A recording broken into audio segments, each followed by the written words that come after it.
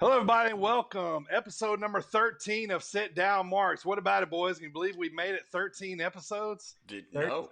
Is that lucky 13? A baker's dozen? Yes. A baker's dozen. Yeah, classic. But welcome, everybody. I'm your heel host, Dirty Bird. Those are my babyface co-hosts. I'll introduce those guys to you in a second, but I want to welcome everybody listening on Spotify, TuneIn, Stitcher, iHeartRadio, Apple Podcast, and Google Podcast. Appreciate everybody out there downloading the show, man. All right, let me introduce you to my sexy beast of co-hosts here. Let's start with our man from the man of the land of the rattlesnake, Mr. Team Extreme himself, editor and producer of the show. And he will let you know that he is the Sit Down Marks current champ. Wait, what? We need to acknowledge him. Everybody, welcome Primo to the show. Thank you. Happy to be here. I'm glad that I can sit here and grace you all with my presence. Us too, man. Wouldn't be you're the head of the table, so to speak, I guess. That's right. Yes. The tribal pod chief, if you will. If you will, my brother. If you will. I love it. Already 10 seconds into it, there's an impression already. Yep. Down to one. All right, my other babyface co-host. He is assistant editor and producer of the show, straight out of Yo Mama's kitchen. Everybody, welcome AJ. AJ. Good morning. It's not morning. I don't know why I just said good morning. Hi. Good. Hi. Yep. Hello. Moving on. All right, guys. So episode number 13. If you're not tuning in, man, I got a crazy message the other day from my guy, Big Beef Gnarls Garvin, man. Here was the message that was left. It's the Beefs are here, and I'm telling you, you better turn into the Sit Down Marks podcast with AJ, Dirty Bird, and Primo. And if you don't, Beef's gonna have to hit you with that beefy bomb. Tune in, folks. They won't disappoint you. How about that, huh? He's going to murder all three of us. All three of That's us so awesome. Overjoyed. Big Beef Gnarls Garvin right there, man. He's going to drop that Garvin. beefy bomb on you if you don't watch the show. Appreciate that, Big Beef. Absolutely, man. Big Beef coming on the show at the end of the month, man. It's going to be fun. He's going to be our first guest here. It's going to be a good time. But first of all, guys, I want to thank our sponsors. And first of all, man, let's pop up these rowdies, man. It's time to get our thirst quench here tonight. I got some cherry limeade going on. How about you guys? Strawberry lemonade. Orange citrus. Oh, you found the orange, man. I got to get me some of that. I really need to find that. I was so excited when I found it because I love it so much. I don't like it more than cherry. Wait, do I? A little bit of bubbly. Orange is good, man. It's becoming right there with cherry limeade for me. I really like it a lot. I still haven't been able to find it. I'm jealous. You might have a trophy, but I have orange citrus, Rowdy. I think we know who comes out on top in this one. Right, yeah. You better acknowledge his orange citrus, Rowdy. But also, I want to thank Coastland Apparel, www.coastland Apparel. Use promo code BirdTV for 15% off your order, and we thank them for sponsoring my channel here. All right, guys. So, also, everybody out there listening, iHeartRadio, Spotify, Google Podcasts, Stitcher, Apple Podcasts, pretty much every platform we are on if you want us in your ears. Our newest additions are TuneIn Radio and also OneStopWrestling.com. But as usual, we are always live. If you're listening right now, Sportinarium Radio on Fridays at 7:15, right after the Thomas Bryce show. And we thank them for allowing us to be on their platform, man. Super excited about that, boys, huh? Absolutely. Yep. If you can stream audio on it, we're there. We are everywhere you want to be. Everywhere. Absolutely, man. We really, really do thank you guys all for downloading and supporting the show here. So, all right, but welcome officially to episode number 13, man. As I said, I'm your heel host, Dirty Bird. Today's show, man, a little bit across the board here. We're going to talk a lot of recap wrestling. We're going to talk about our top 5 favorite women's wrestlers of all time. So that should be fun here. We're going to talk about NXT in your house pay-per-view coming up. We got that going on tonight. A lot of different things going on here. But the way we kick off this show, man, is the only one way. And Primo is going to tell us about this day in wrestling history and wrestling birthdays. Yeah. What happened this day? Let me tell you what happened. Let me talk to you. On June 9th, Love it. in 1996, Ooh. WCW Nitro, Scott Hall reveals his big surprise. It turns out to be, it turns out to be Big Sexy Kevin Nash. How about that? Wolfpack, baby. How many people were actually surprised by that? I mean, who was like, who's it gonna be? It's a surprise. It's like gonna be right. I mean, Hogan was the real surprise. Yeah. That was a real surprise. But who is he with? Right. Whose side is he on? Whose side is he on? We know whose side is he on. How do you know for sure? Shivani and Hayden going back, man.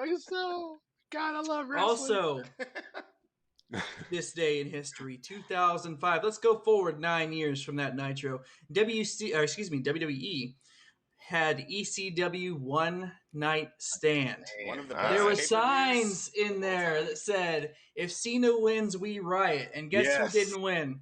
John Cena. That day, RVD did see him, and he won the championship. RVD. I think that is my favorite Cena match because Cena's straight heel the whole entire time. Oh, yes, my God. he is. Hey, after that match, I had total respect for Cena because he went in the lion's den for this match. I legit thought they really would riot. Yeah, they yes. I think they were probably concerned too. But Cena went in the lion's den and dropped the belt, man, on his home turf in front of their nutty fans, and it was absolutely spectacular. If it wasn't for that, he kept throwing the T-shirt. Like then throw it back to him. They were throwing it back to him, and he kept. Good for Cena. He just kept going. Like he does that, Like I watched it was when The Rock was at WrestleMania, and the Wyatt family is about to jump him. Cena returns, and he comes out, and this is when the crowd's into the cadence of John Cena sucks. Yep. And he does it with him. He likes So next up, and that was cool because RVD he was before that in the conversation of greatest wrestlers that never have the WWE championship. So yes. All right, 2012. Racer. Not too long ago.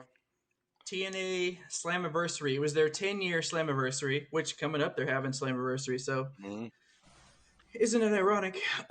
Sting was inducted into the TNA Hall of Fame on this night. But what's really crazy about it was at the time, the WWE Intercontinental Champion, Christian, crossed over for one night only.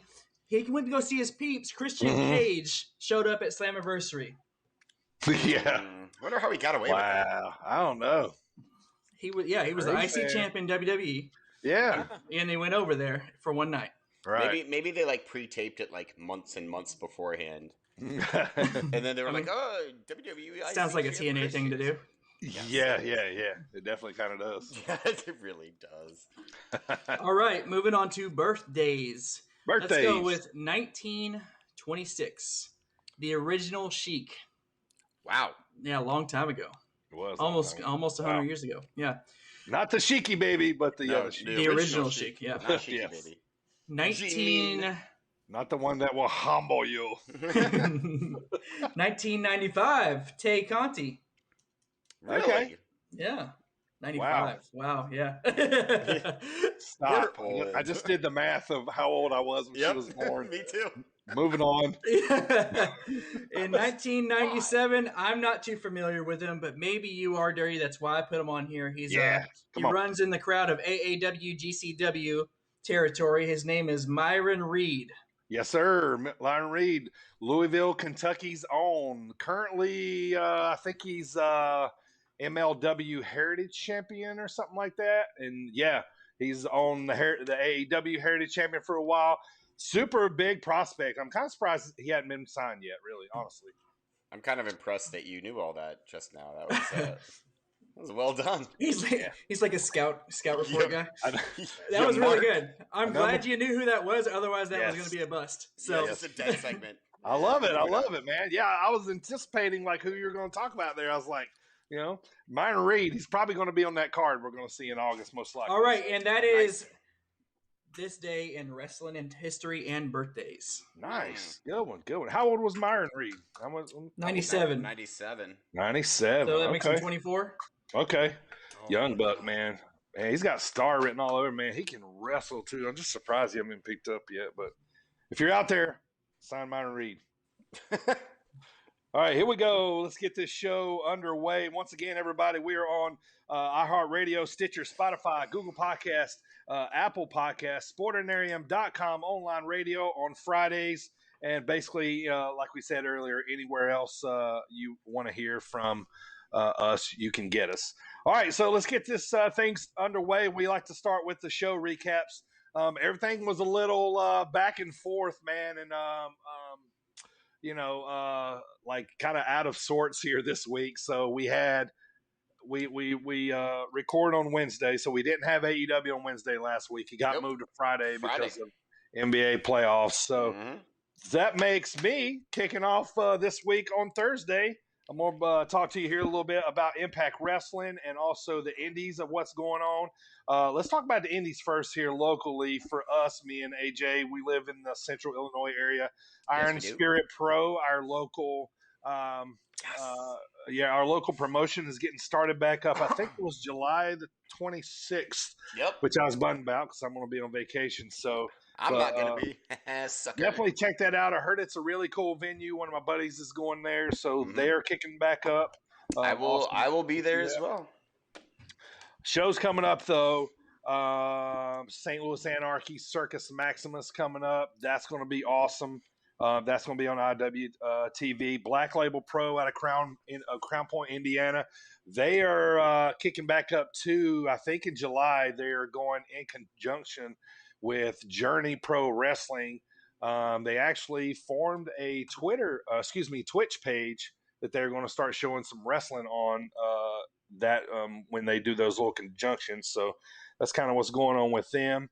And AAW this weekend, they have a pay-per-view. I can't remember the name of it. It's like Crush and Destroy, I think. Chris Statlander is on it. Nice. The main event of that is Mance Warner and What's My Name? This is where you guys go, something. Oh, something. Yeah, okay. Sandbag. Straight sandbag. Awful. All right, here we go. Something. Thank you. Future Impact Wrestling champion, I'm telling you, Jake something. Here we go. Heidi loves Ruby Wright's boyfriend, I think. Not sure if that's still together, but a little tidbit for you. Anyway. All right, here we go. Let's cover Impact Wrestling from last Thursday, which would have been June the 3rd, 2021. Real quick, let's get started here. All right, so you guys remember last week I talked about they were going to do this thing called BTI before the Impact. Yep. You know, they're going to do an Iron Man match, TJP and Josh Alexander. Well, they started right on time. Show goes live. There's 8 minutes left in the match. Josh Alexander is up 1-0 on TJP. Back and forth match, man, really good. These guys kind of look tired towards the end of the match, but put on a heck of a show.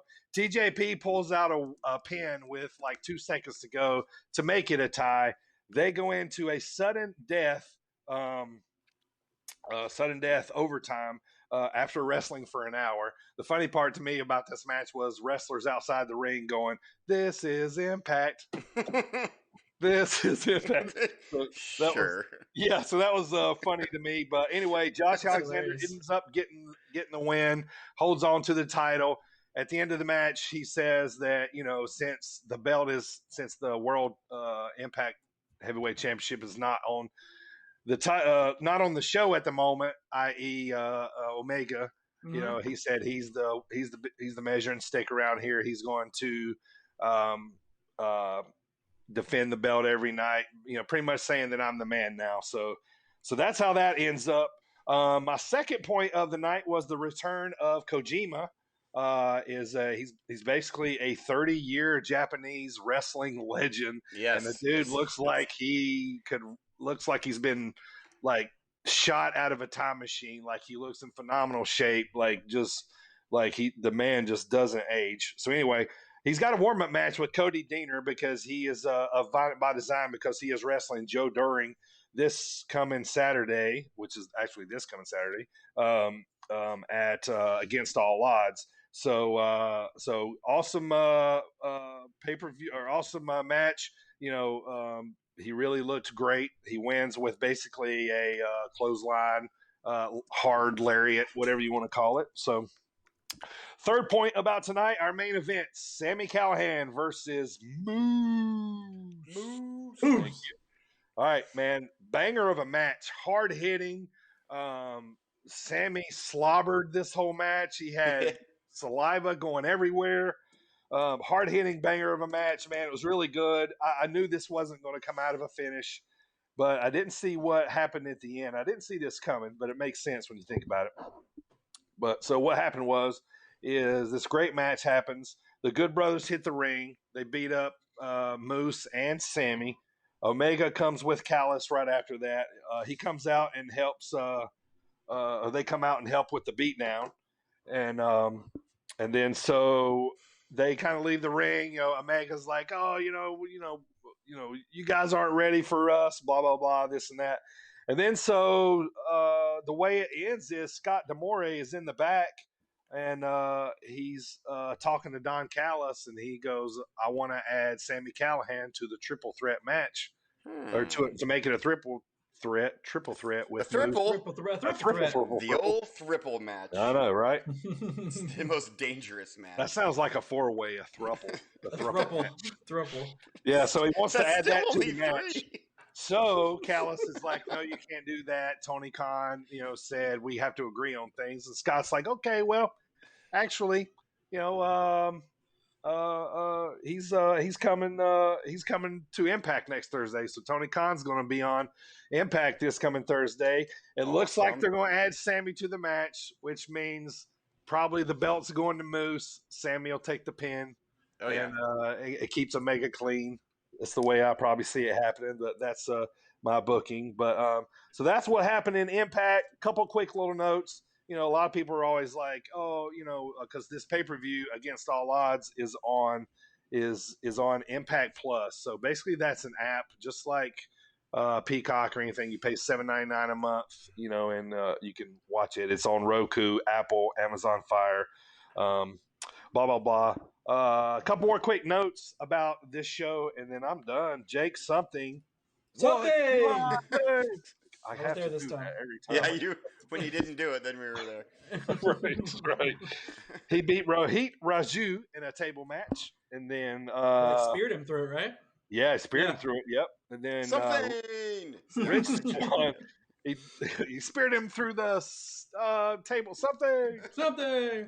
And then Rich Swann and Morrissey, a.k.a. Big Cass, who every time I look at him, I'm like, my God, he is in shape, man. Yeah, and the eyes, and he's shredded, dude. He really is. He has no more sad belly that he doesn't. That he had before. He's not soft anymore. No, it's in there. Oh, very well played. Well played. That's why you're on the podcast, sir. For dandies like that. All right, so finishing up here, Morrissey and Rich Swann was supposed to. I don't like the name Morrissey, by the way. That's W. Morrissey. Yeah. I just keep thinking old-timey 1920s guy. Yeah. I just keep going to I keep going to Johnny Drip Drip, like Johnny Morrissey. Johnny Drip Drip with my dripstick. So anyway, so Morrissey attacks Rich Swann pre-match. They never get the match underway. Boom, that's it. All right, and then last little note I want to add: they got a new wrestler coming on the scene here in Impact. He likes Jim Beam. Is Jameson? Like Jim Beam. Oh, it's Jameson. That's what it was. Right. Yeah, Jameson. Jameson, but that is Sweet Tea or something. It's not Jameson. Jameson is not cloudy, but anyway, it's the worst thing we get. Good point. Jameson. All right, so you guys, you know where I'm going, but you have to help me with the name. So, but anyway, he is a former member of the Forgotten Sons. He is Deonna Purrazzo's boyfriend at the moment, so who is the Impact Knockouts champion. He is named. They're billing him as. I always love when I get to say billing. It's like a build out of parts unknown. Yeah. No, his name is Macklin. Maclin. Now he was a Jackson writer, but what's his name?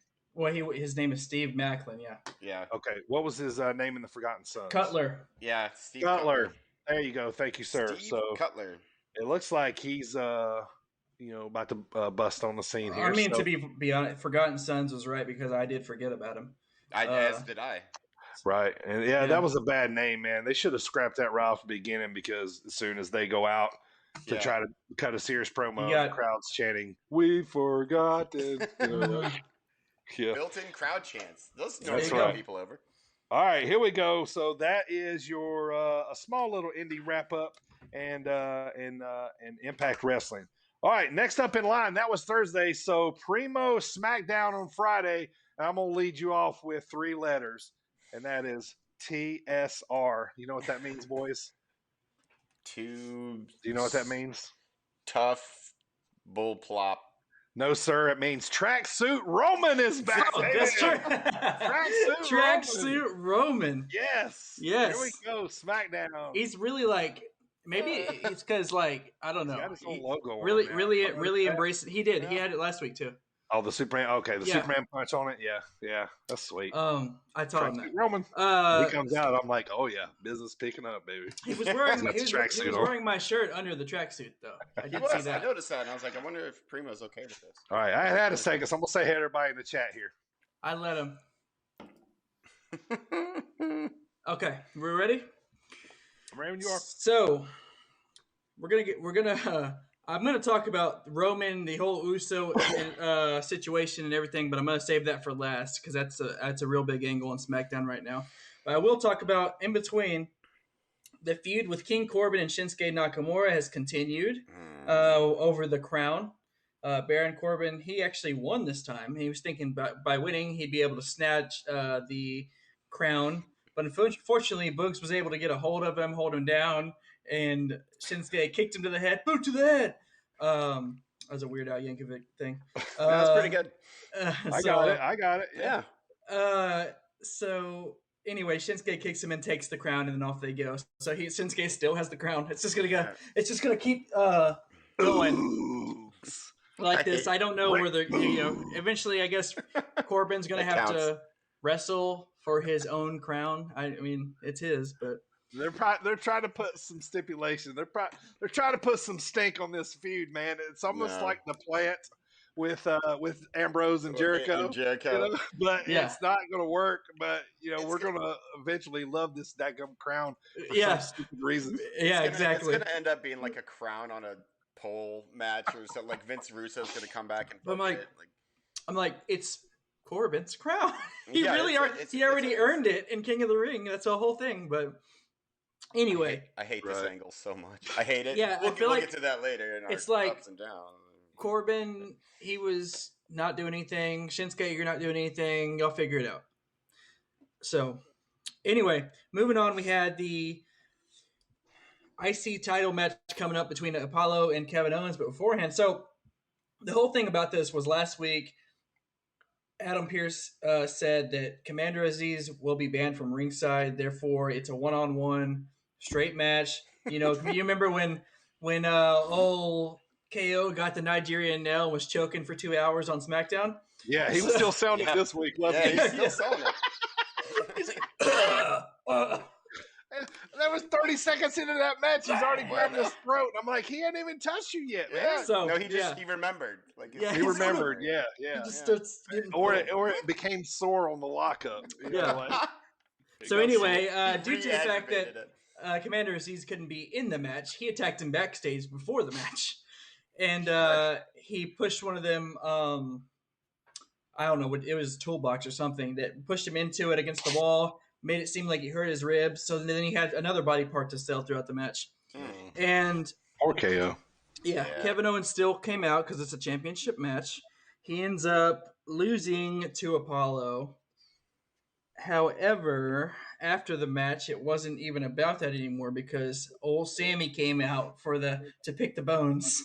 He came out with a haluva kick, and then he just.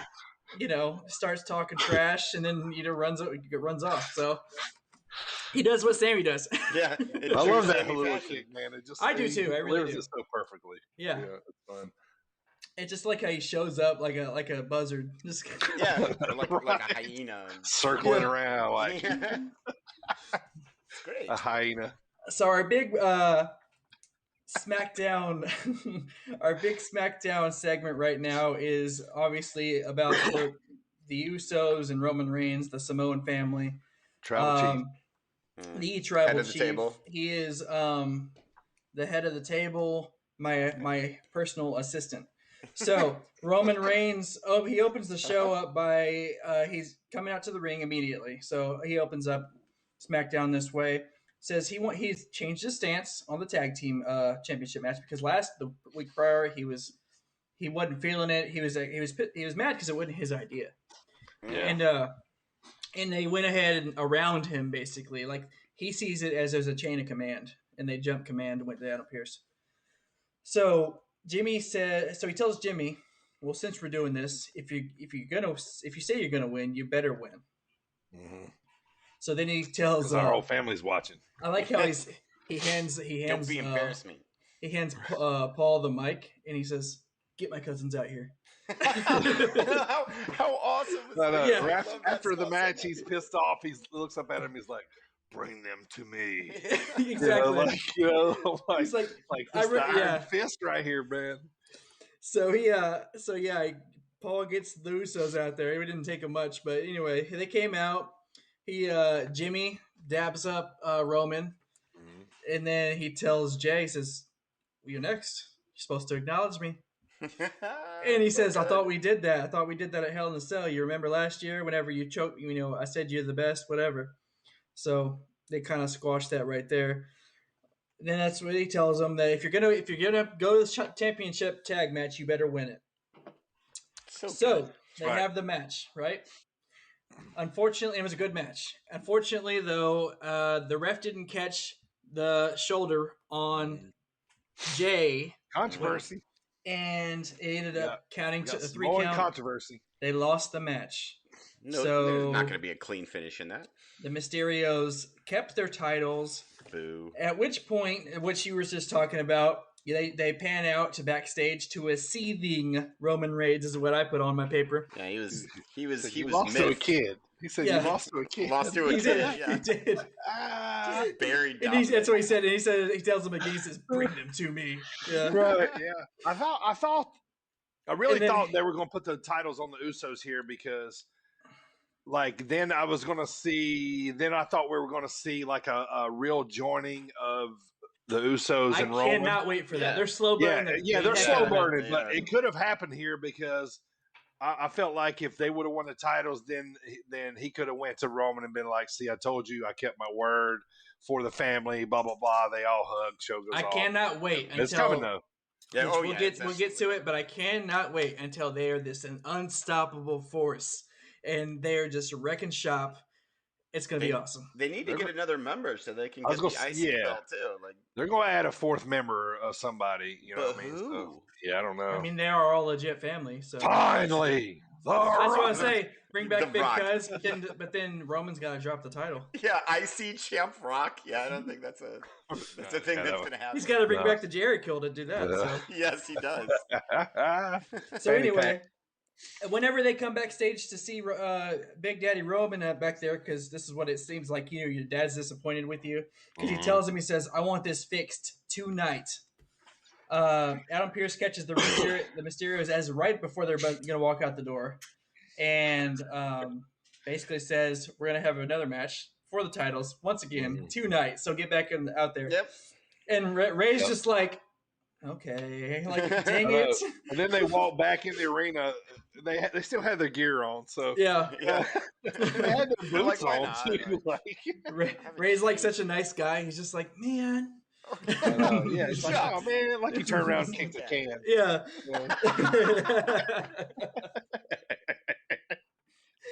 Oh man.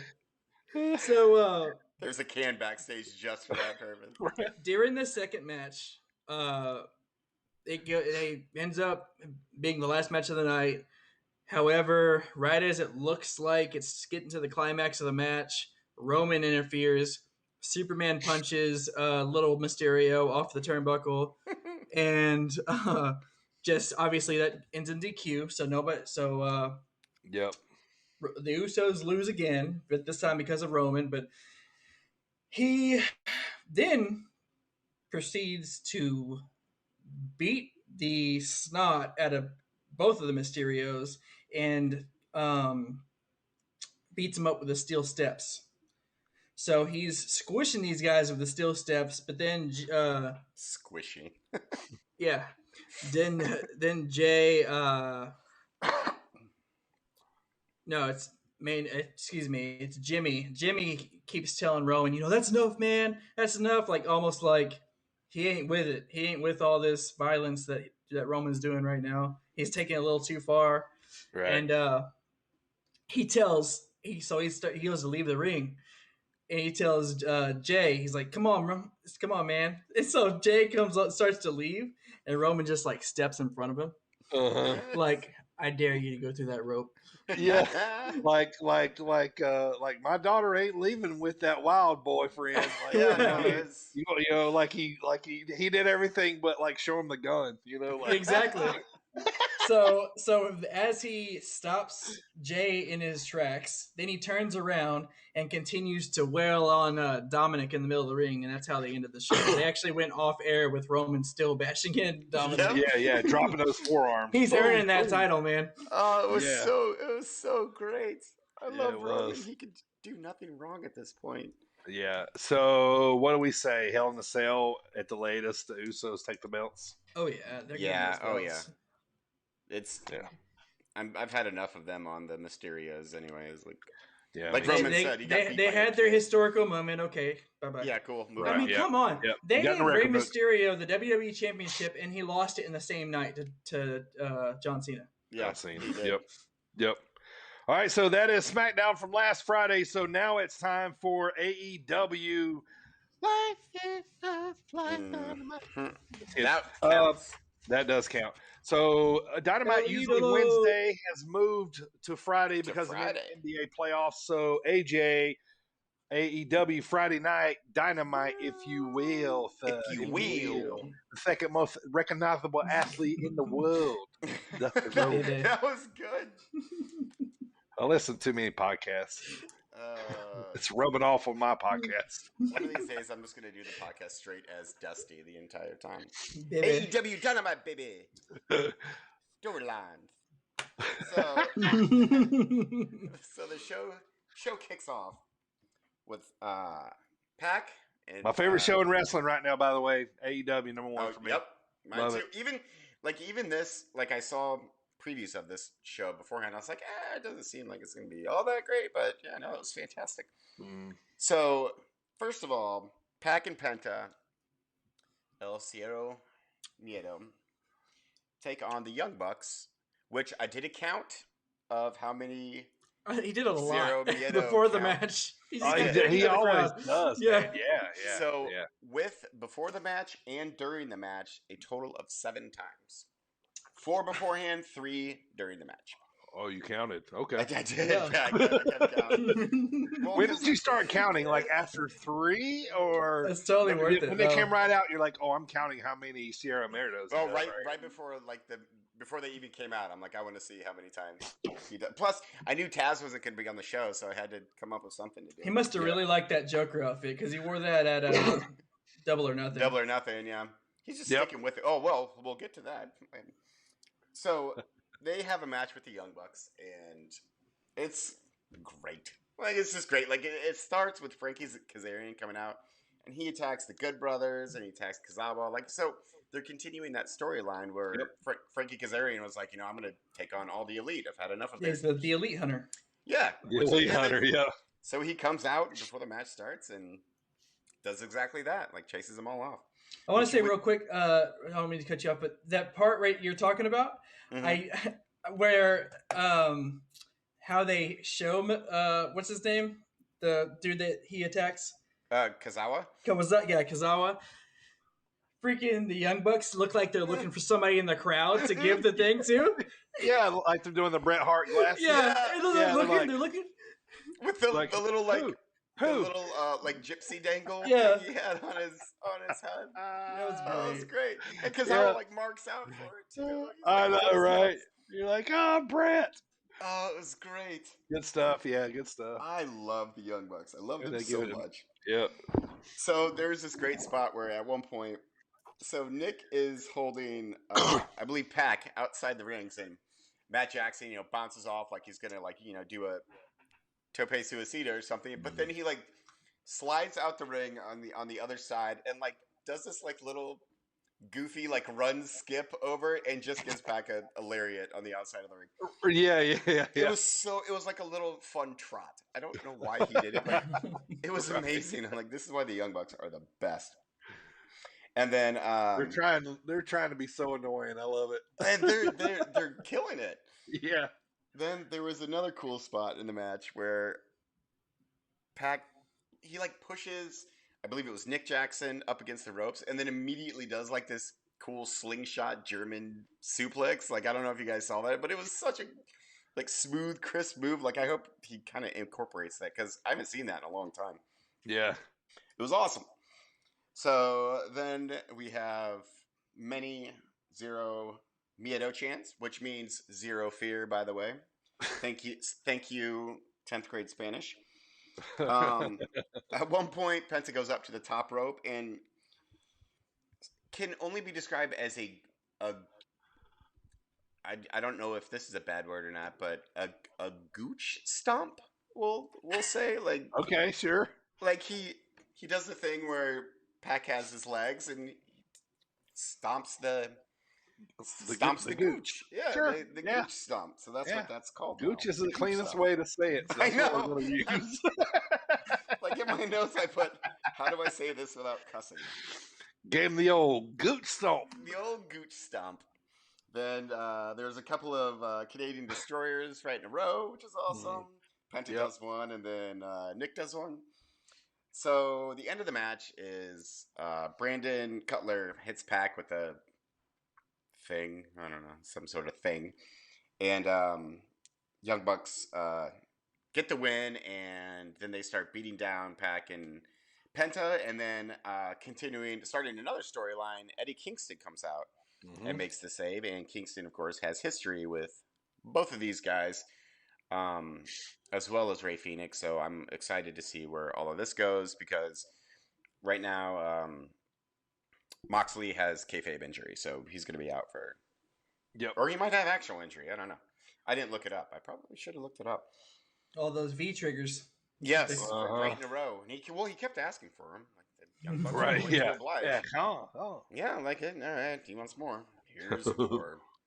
So, up next, well, not up next, but most important point number 2. Yep. Andrade. Hey! El Idolo! I'm buying that shit. And but right when Vicky Guerrero came out, like, she has always been nails on a chalkboard for me. Just 100% of the time, like, why are you putting Andrade with Vicky Guerrero? She's back to wearing... Excuse me. I said it! Yeah, I know. I was more annoyed that she interrupted my boy Mark like that. Yeah. Which Mark Henry, he looked tiny. By the way. He's lost some weight. Yeah, he's not. He's probably not pumping and stuff, but no. I mean, we're going to talk about Andrade a little bit more, like in the show, but yeah, like I kind of thought wherever he went, they would put him with somebody. Boo! But yeah, Vicky Guerrero. Yeah, I'm gonna stay open-minded because she's done well in this role with other people. You know, I will say this, and I don't want to ruin any of your coverage, but when Andre grabbed the mic, I was like, no, like not yet. Yeah, but not yet. He did okay. good. Yeah, he did good. Yeah, it was a little awkward with no music. He kind of just walked out. That part was weird. I love the way, the entrance or the debut would have been a little better for me if he would have walked out on somebody or like Omega or Miro, you know what I mean? Like, somebody like that or something, but man, I love the way he looked. He looked like a boss. Yeah, he needs a cigar. He needs a cigar to finish the gimmick. I would say I liked his suit. I did too. Yeah. He looks great. He looks in good shape. He's talking better. So, I'm super excited, but I'm gonna stay open for the Vicky thing. Little skeptical.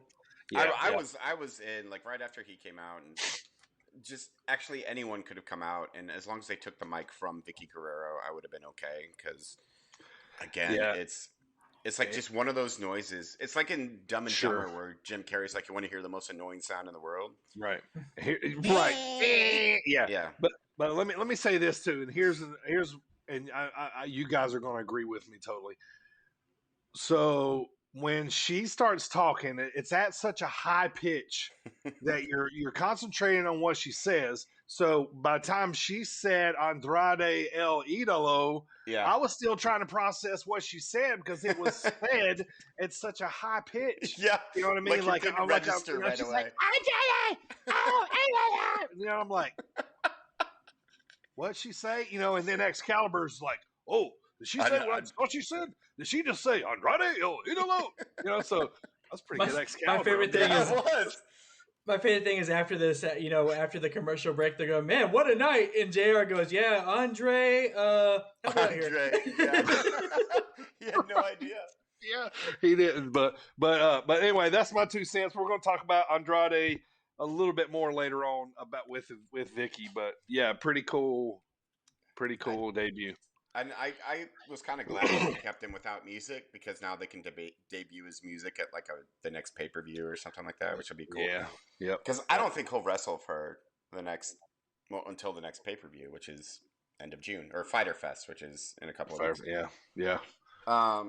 So Andrade, good old Andrade.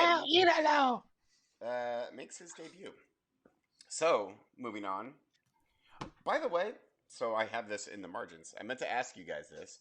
Okay. So it's a rule in tag team wrestling, right? Where you can burn your tag one time. Is that still a rule, like to break up a pinfall? Like you can burn a tag to break up the pinfall, but then after that, if you burn your tag again to break up a pinfall, you get DQ'd, right?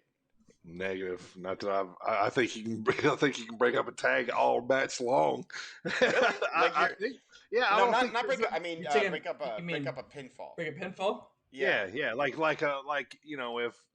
your partner's getting pinned, you run in and break it up, you hit them on the back and they fall off, or you pull them out. As long as you don't break the 5 count to leave the ring.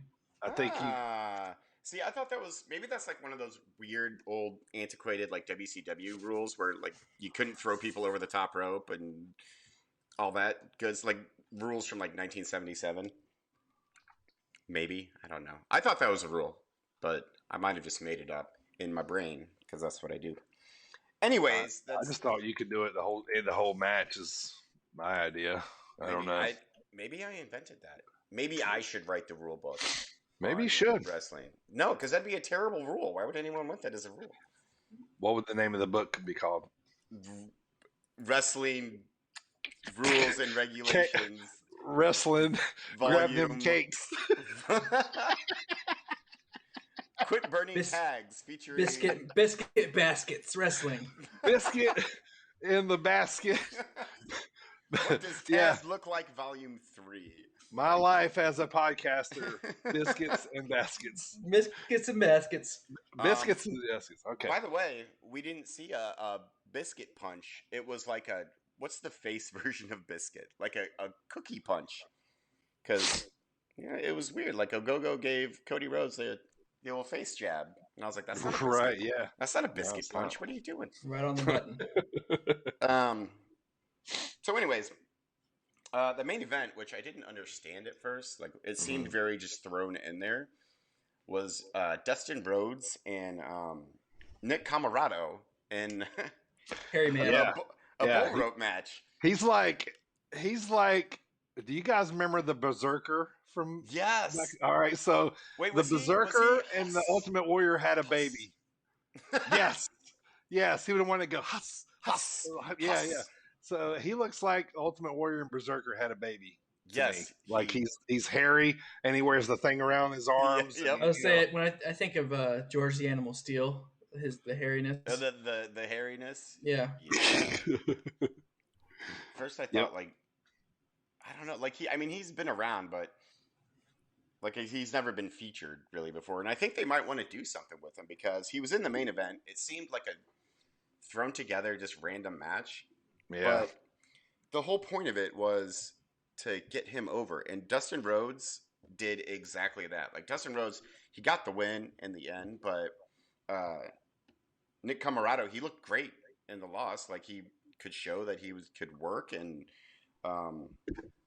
like the whole point of the match was to get him over, which worked well. Which, I mean, even with the kind of silly stipulation of the bullhorn rope match thing, like, it still worked out really well. And Right. Dustin Rhodes, speaking of time machines earlier, how is he faster and crisper in his 50s than he was in his 20s and 30s? I don't know, man. I'll say this. Yoga. Yeah, DDP yoga. Him and Jake Roberts are hanging out doing... I'll say this. I'll say this, man. I like watching Dustin now probably more than ever.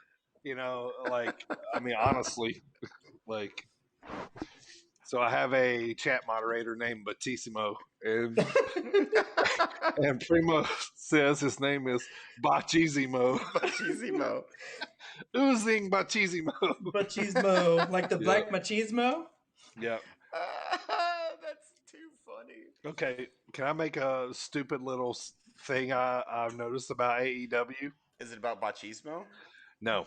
Okay, but no, I want to say this real quick. Okay, in AEW, okay, look, we got Adam Page, we got Brian Cage, we got Ethan Page, and we have Christian Cage. Christian Cage. Can we mix it up here, little people? No. Like it's the Stan Lee way of booking. I mean, wrestlers. Christian Cage was first. Brian was, Cage was, in different promotions as Brian Cage. So 2 pages and 2 cages is what we got. Yeah. Adam and Ethan, and then Brian and Christian. Maybe they're all cousins. The things you didn't know. Say Page and Cage. Page, Cage. Rage Cage. Tenacious D. Yeah, that was pretty good. Really quick, the rest of the stuff that isn't really worth talking about, but is pretty entertaining. Anthony Ogogo hits the cookie punch on Cody Rhodes. Your name is AJ Ogogo from now on. AJ Ogogo. That's going to be right in the bread basket. Yeah. Right in the cookie basket. So the Inner Circle had a celebration. They called them, Jericho called them all Le Champions of Stadium Stampede. Les Champions. Fantastic. Jungle Boy and Christian Cage versus a Private Party in a match that the crowd couldn't care less about. Yes. It was dead. Yes. Everybody, the aisles were filled too. I don't know if you noticed that. I noticed it. I did too. Promo with Sting and Darby Allin and Scorpio and Scorpio Sky and Ethan Page, and I believe Scorpio Sky called Darby Allin like Baby Sting or something like that. Which was pretty funny. And then one segment that I actually loved was the Britt Baker celebration. So they all had Big Macs, and Nyla Rose was having none of it. She was like, "No, none of you get Big Macs," and she was going around like knocking them out of people's hands and stuff. Like, she was like, "Nerds to your Big Macs, get out of here." Yeah. She's like, "Oh, there's burger coupons up under your chairs," because they gave away the Stadium Stampede T-shirt. Yeah, those are cool. Which is funny because remember last time when they lost, they had all those T-shirts made. So they got it right this time. So that was funny too, man. I loved it. Good storytelling. Then the Bunny versus Straight Out of Your Mama's Kitchen Red Velvet. Red Velvet gets the win. Yeah. Miro thanks Jesus for his power and thanks his wife for being hot. Yeah, for being hot. I love Miro so much. His random little jabs are funny, man. The way he delivers them are funny, dude. Yeah. First, I want to thank Jesus for my power. Right. And then at the end, he's like standing there all stoic, right? And then he's just like sitting there like awkward silence, and he slaps the belt over him, and then like it just fades to black. It looked like it hurt too because he was like he whipped it over his shoulder. Right. Yep. He's gonna have a match with Evil Uno, by the way, which is looking forward to that. I want to say that Dark Order.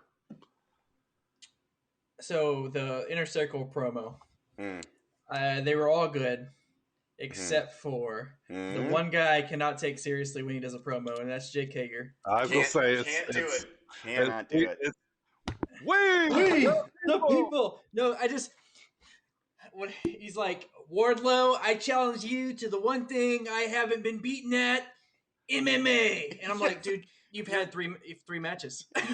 wasn't he like 1-2 in MMA? Yeah, he's had 3 whole MMA bouts. I'm looking at his record right now. Well, it says he's undefeated according to Google. Really?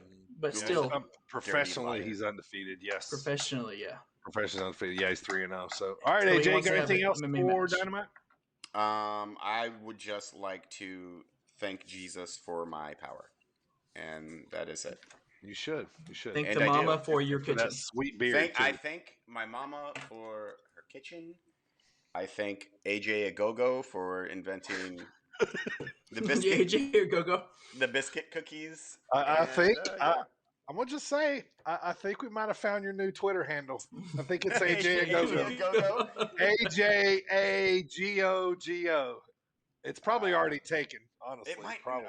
It better not be because I'm going to do that. But by the way, Yet AJ and AJ Lethal both taken. Man, very upsetting. Jabroni. I haven't tried that one yet. We are still going to call you the Yet AJ, though. Yet AJ. So upset. All right, Primo. Monday Night Raw, man. Probably the worst one I've seen in months. Get this over with, please, sir, so we can go on to NXT. Moving on. So let's just shoot through these, man. God, bear with me. I got to talk about it. I had to live through it, so you got to listen. Opening contest. Didn't have to take notes on it. Like, you actually had to pay attention and take notes. Like, yeah. Opening contest was an over-the-top tag team battle royale between RKO, New Day, Viking Raiders, Mason T-Bar, and Lince Dorado by himself. By himself. And then AJ Styles comes out. He runs down every tag team and like how crappy they all are. Except for, he talks crap about RK Bro, but he's like, he talks less crap about them. And basically, New Day and Randy tell AJ to shut up because they're the only ones in the ring that can say anything to AJ. The rest of everybody else is all jobbers. So, what Mason T-Bar are not jobbers? Take it back right now. So anyway, he tells. Oh, that's what I wrote this specific line down that AJ said. Actually, he told Lince Dorado that he said, "You do a lot of things that they only see in video games and stuff that I've been doing my whole career." He said, in fact, I was probably your favorite WWE superstar growing up.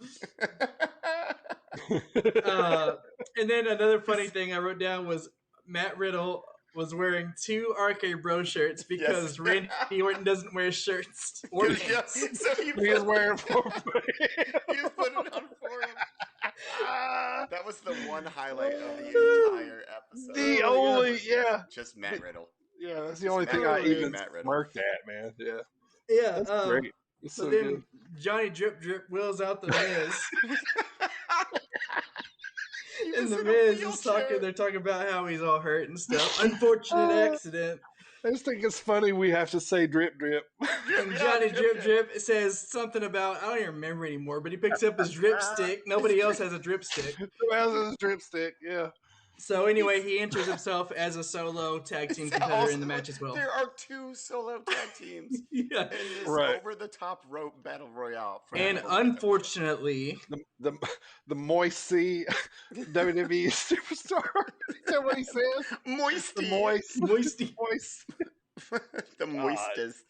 Oh, jeez. The part that was stupid was the fact that the Viking Raiders won. That was the part that was stupid? But this match, yeah, the whole match concept was dumb anyway. But Raid. I'm not a fan of the fact that the Viking Raiders won at all. Me neither. I don't care about the Viking Raiders. They have RK Bro has merch now, so they should have the belts. I get it. Anyway, they're slow burning. They're slow burning Primo, so that's what they're doing. Yes, they're making me wait. Mm-hmm. They know that I was a fan of RK Bro from the beginning. Yeah. Yeah. 3 weeks ago. Next point, we got Drew McIntyre and Bobby Lashley have a contract signing for their match at Hell in a Cell. Lashley demands that if Drew loses, he will never get another championship opportunity as long as Lashley is the champ. Drew says, real original here, I accept, but I want to see you inside of a cage. So Hell in a Cell. So we knew it was coming. Somebody's going to be. There's always at least two. Yeah. So Drew, this part. So then I was starting to be surprised because it was going to be one of the only contract signings ever that ended without physicality. So knew for sure they weren't going to brawl because all the ladies were in the ring. But then Lashley starts to step out, and right as he does, Drew gets that Claymore sword and chops the table in half. A perfectly chopped table, right? Yeah. Right, yeah. Was that a table gimmick? Oh, yeah. So, and then I did write down that it was a contract signing that actually happened where there wasn't a physical fight afterwards. That's true. Just probably only a handful of those in history. A Scotsman with a sword. Do you think it was a claymore? Kind of intimidating. The only thing that made that better is if they did like the sword sound, like when he, when he puts it down, like when his music starts, like when he just slashed the table. That is a missed opportunity. I think that Rob Booker should. They did the choo-choo train when Braun would run around the thing. They couldn't do this. Yeah, I know. Like they do doves when he throws the flip flop. Riddle throws the flip flop. They didn't do it this Monday, actually. Did they not? Oh no. Yeah. I was watching for him. I was actually thinking now that since they do RK Bro when he does it, they can do little snakes. Little snakes. Watch, that's coming. That's my idea, WWE.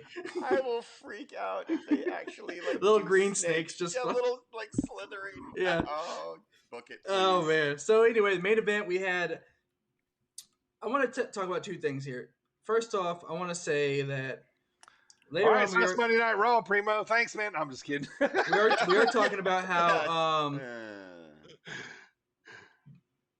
Superstar Buzz later on tonight, but one of them I want to talk about is Kofi's getting a little steam again. So a little bit, he is. And they showed a segment where MVP was kind of getting in his ear a little bit, putting some fire under him, like he's getting comfortable losing. Is what he said.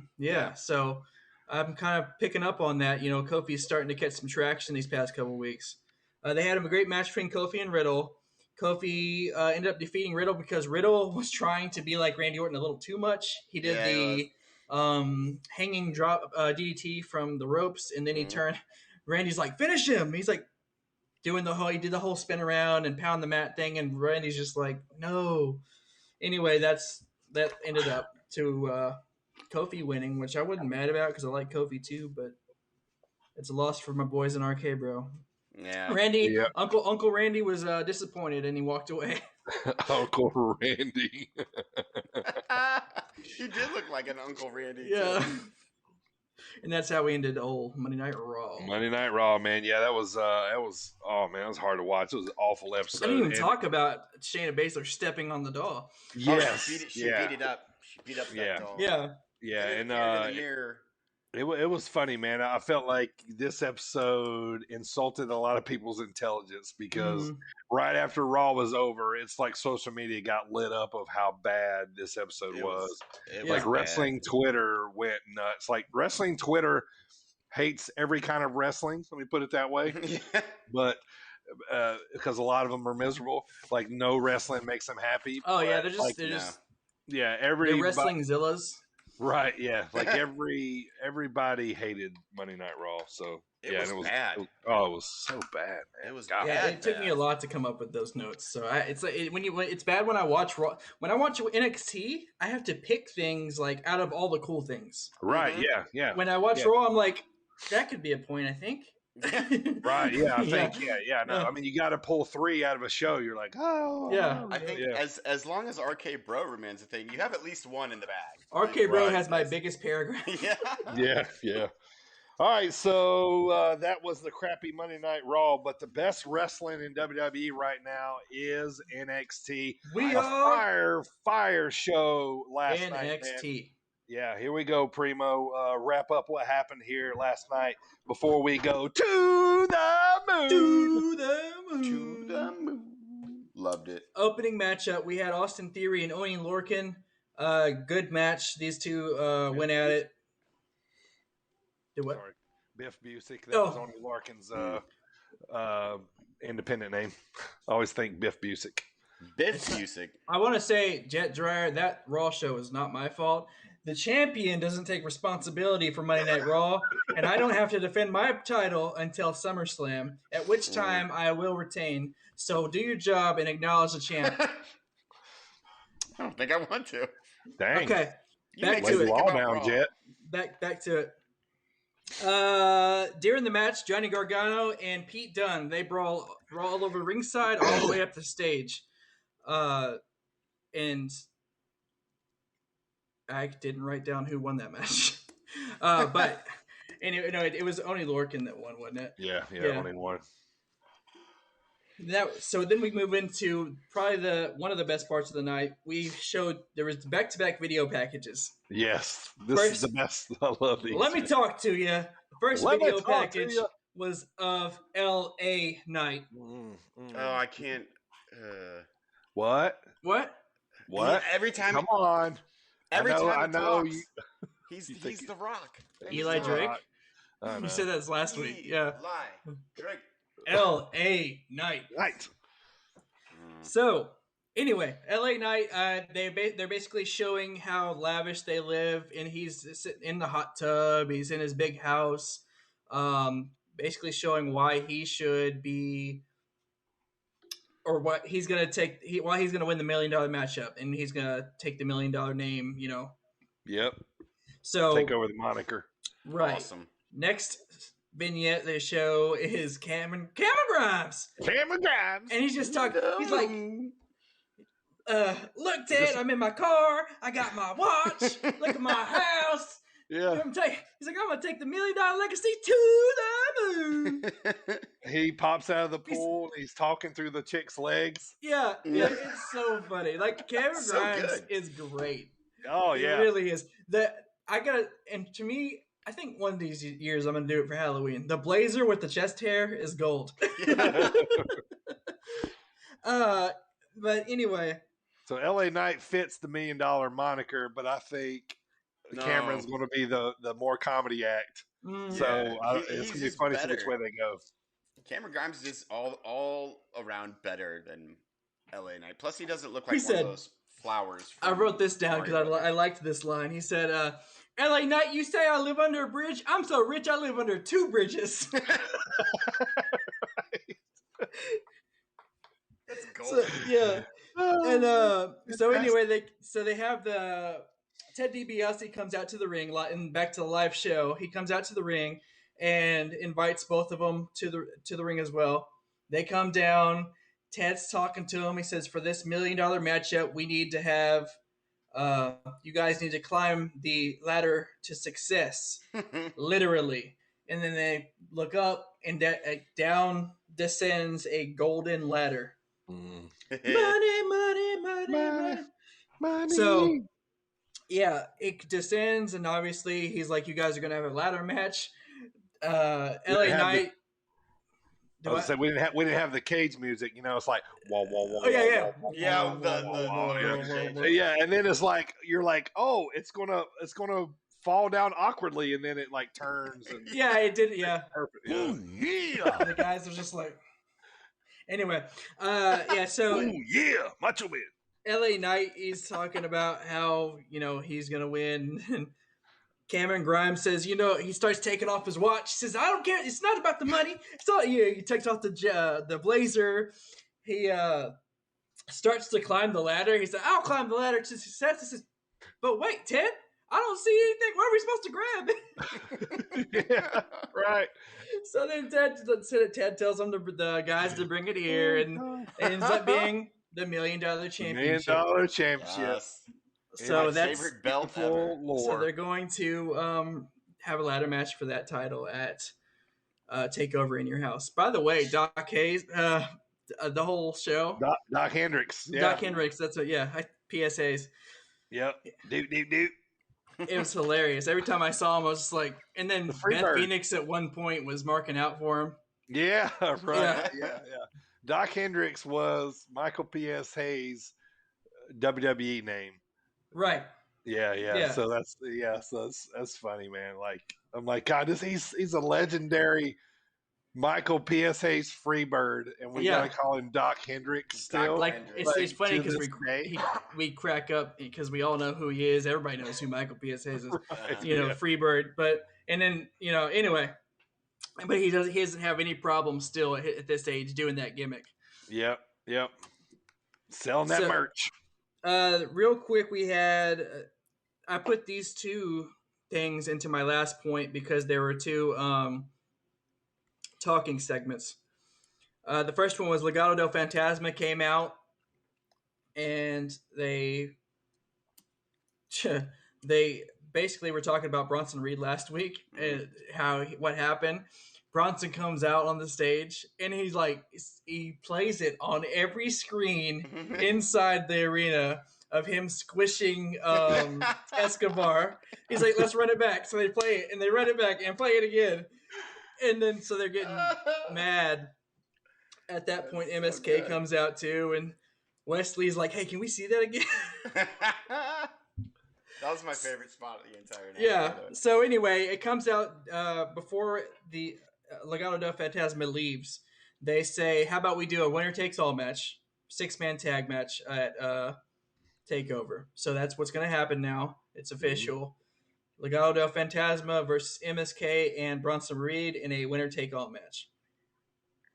Nice. To end the night, all the competitors featured in the Fatal 5-Way match exchanged words in the ring. They ended up they all had heated exchange there. And Johnny Gargano, I want to say, this is what I was going to say about him, was he has been on fire lately too. Even though he lost the North American title, he's kind of been in the spotlight. Sure. Yeah, I mean, obviously he's Johnny Wrestling. Right. Yeah. It's a big faction on their program right now. So I've noticed he's been more in, because it's like when we started this show, our show, Johnny wasn't as featured on NXT. Sure. So anyway, yep, I agree.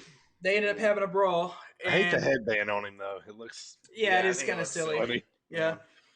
They ended up having a brawl. Before that, though, they had called out Adam Cole, and he came on the screen and said, "You think I'm going to come out there with you losers after I was victorious over all of you last week?" Mm-hmm. And he waits for all of them to brawl, and after Karrion Kross forearm smashes Cool Kyle in the back of the head, then Adam Cole strikes and ends up laying out Karrion Kross. He lays him out. He's standing tall, grabs that title like he should, and raises it. Adam Cole, baby! Love it. That's how we end the show.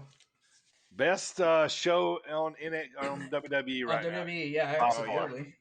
Yeah, absolutely. All right, well, that's the recap for this episode. Thanks, everybody, for tuning in here. I want to remind everybody that we are now available on Apple Podcasts, iHeartRadio, Stitcher, Spotify, Google Podcasts, TuneIn Radio, OneStopWrestling.com, and we are live every Friday at 7:15 Eastern Time on Sportinarium.com right after the Thomas Bryce Show. All right, guys, it's time to talk about our Dropkick discussion of the day.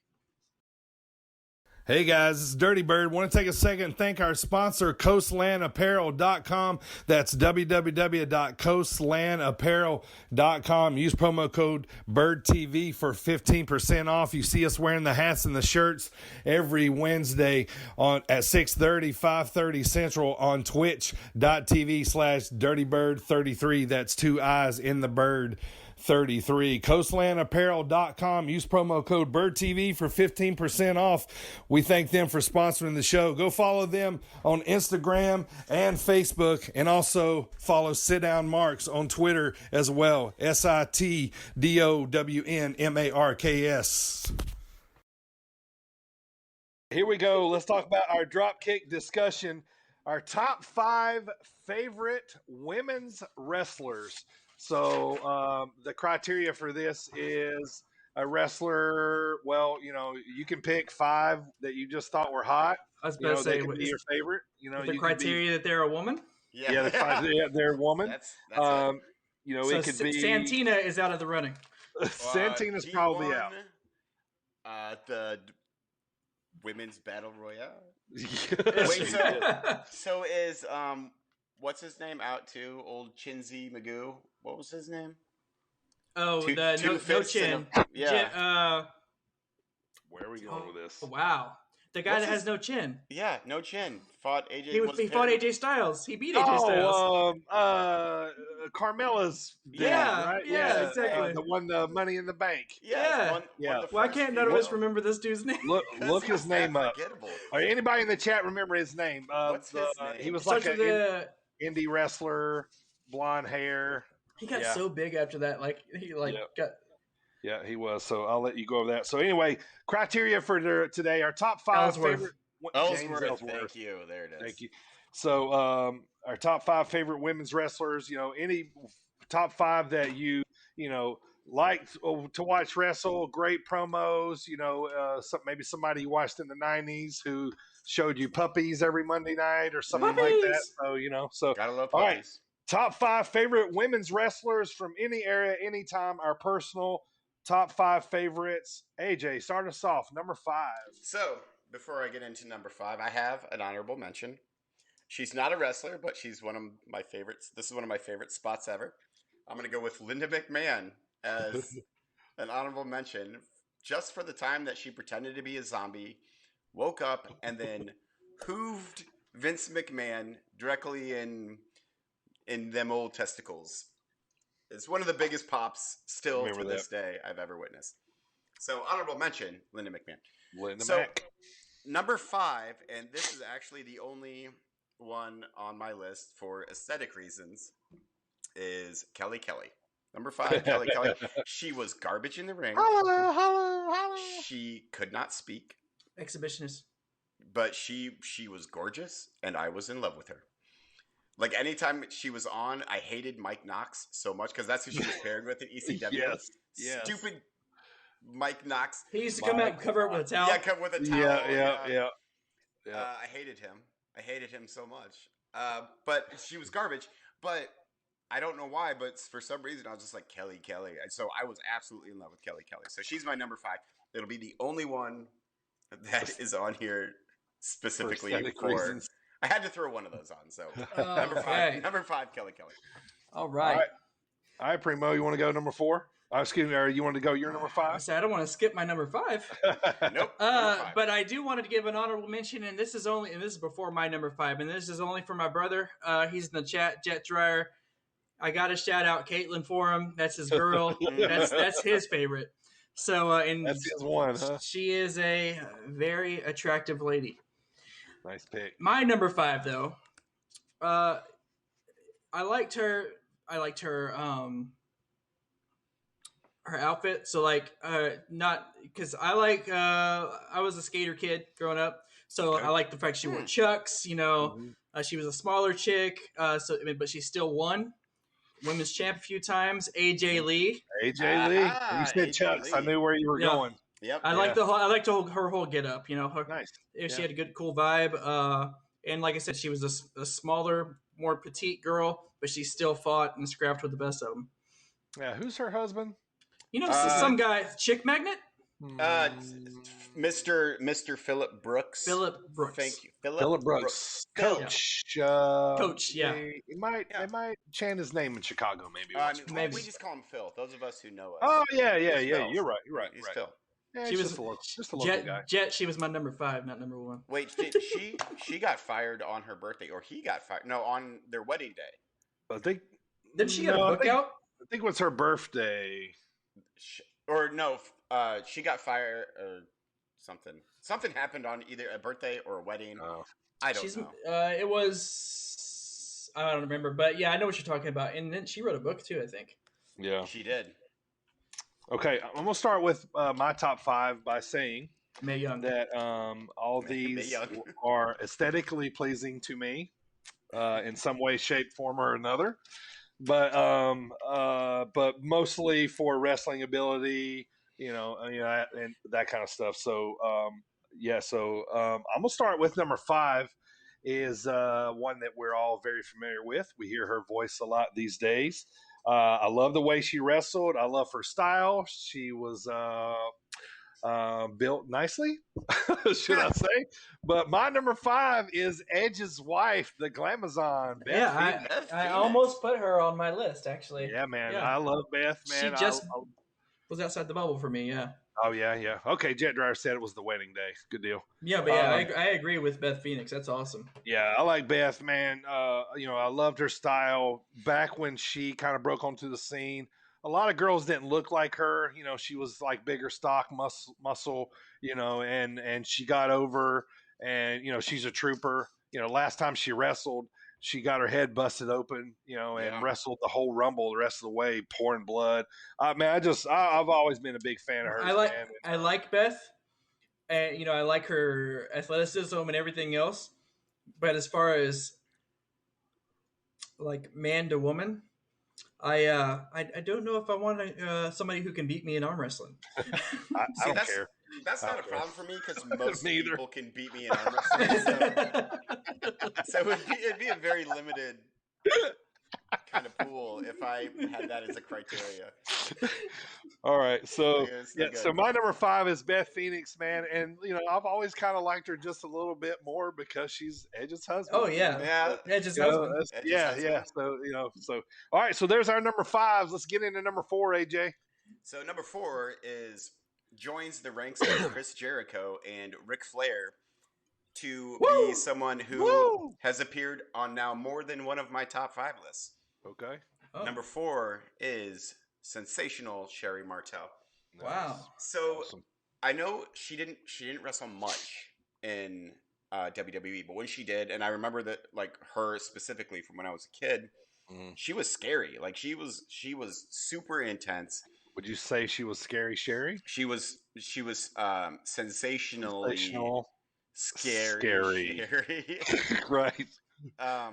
But in the ring, like she was like intense. She was frightening. She was like a great heel. Like she was screechy. Like first thing to me about Sherry as a wrestler, she could bump. Yes, and she could really bump, and she was a team player too. Like yes, if you could get her in there and be like, all right, now Brian Knobbs is going to give you a stink face or pity city, like you're going to take that. She'd be like, okay, yeah, but yeah, and also quite fun to look at. I'm just going to throw that out there. Sure, she was. But I loved her when I was a kid. I thought she was one of my favorite. She's like one of the best like true heels too. Yeah. Like, I don't think she was ever a face, like either in managing or wrestling. Oh, and she could talk too. She was pretty fantastic. I love Sherry Martel. Yeah, and I'll say this too, real quick. Sherry, like I said, she could just bump, man, and she made you believe, and she sold you a lot on what was going on, and she was just. I mean, absolutely. She's not in my top 5, but she's arguably like definitely could be in there. All right, Primo, number 4. Number 4 for me. She wrestled in WWE, and she became a women's champion. This was early 2000. Yeah, I forgot to do that, man. Yeah. I was totally going to say. AJ, the rest of AJ's list from 3 on to 1 I was going to say that, man. Nia Jax, and double Nia Jax. Exactly what I was going to do. I was going to be like Nia Jax. Yeah. Anyway, so she wrestled early 2000s WWE. She was WWE Women's Champion. And then she went on to TNA and also did great things there. And that is Victoria. Ah, good pick. That's someone you don't really think about a lot. The Widow Peak, that's right. Yeah. She was used to hang around with Stevie Richards. Mm-hmm. Yeah, I hated Stevie Richards. AJ, Victoria used to have she had like a wrestling themed restaurant in Chicago somewhere. Didn't she? Did you ever get to go? I did not. I don't even know if it's still open, but you could go there and watch pay-per-views and that kind of stuff. Obviously, but yeah, it was. Yeah, I can't remember the name of it. It's something like Squared Circle Restaurant or something like that. But yeah, it's called the. What was the Stevie Richards? Called Grab Them Cakes. Grab Them Cakes. Yes. Oh my God! Dibs on that for a restaurant name. Patent Right. pending. Right. You got it. Yep. Junkyard Dog is on the logo. Yeah. All right. So who's up? Is me? Yeah, This me. is you. Okay. Right. All right. My number 4. Now we're going to start to get into a little more of the familiar as we go here. My number 4. All right, boys, try to reel in the comments here. Let's remember this is a family show. But my number 4 is the 8th wonder of the world, China. Oh. So, somewhat like I was always kind of fascinated by her, man. Just like her strength, I ain't gonna say I thought she was always attractive, but she was attractive. There was a lot of times she started adding. Let's see, what's the best way to say this? Steroids. Well, no, enhancements to her body. She started adding enhancements and parts that got bigger, and as they got bigger, my eyes got bigger. So, but she wrestled all the boys. I loved her with Eddie. Probably my favorite. Latino. Latino Heat. China was great, man. Legendary women's wrestler. She was first ever women's IC champion. I just feel like she's so important in wrestling for kind of breaking barriers for women. You got to put her in there. So for me, China, number 4. All right, top 3. AJ, start us off. So number 3, which Dirty, I know you're not a fan, but she's actually there's 2 on my list that are current performers. But hold on. Yes. Oh, here we go. Wait, we got a match. We've got a match. So see, I thought for sure this is going to be the list that we were all wildly different on. Yeah. Apparently not. So this particular lass, if you know what I mean, she started out in NXT. They saddled her with an Irish river dancing gimmick, and it turned out that she was just awesome. Like she broke her face, and then there was no stopping her. So Becky Two Belts, the man herself, Becky Lynch is my number 3 of all time, and I dare anyone to fight me, but not arm wrestle because I'll lose, who disagrees with me. Not me. Primo? I will say, that first of all, her song, whoa, yeah, the crowd goes crazy. That is also my number 3. Obviously, we did have the same, so we weren't wildly different on that one. But we have good taste. Yes, as we do.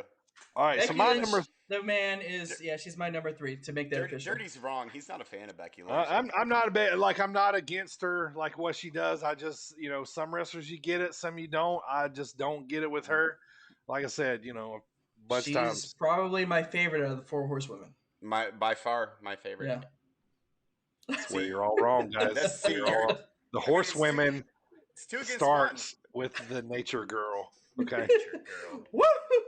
All right. Didn't even make an appearance on my list. Let's go. Yeah, Becky's not on mine either, so touche. It's because you don't know how to spell Lynch. Yes, I do. I don't even know what that means. Anyway, all right, my number 3, somebody's still wrestling right now, but I'm going to say this. Not a fan of her now, going on.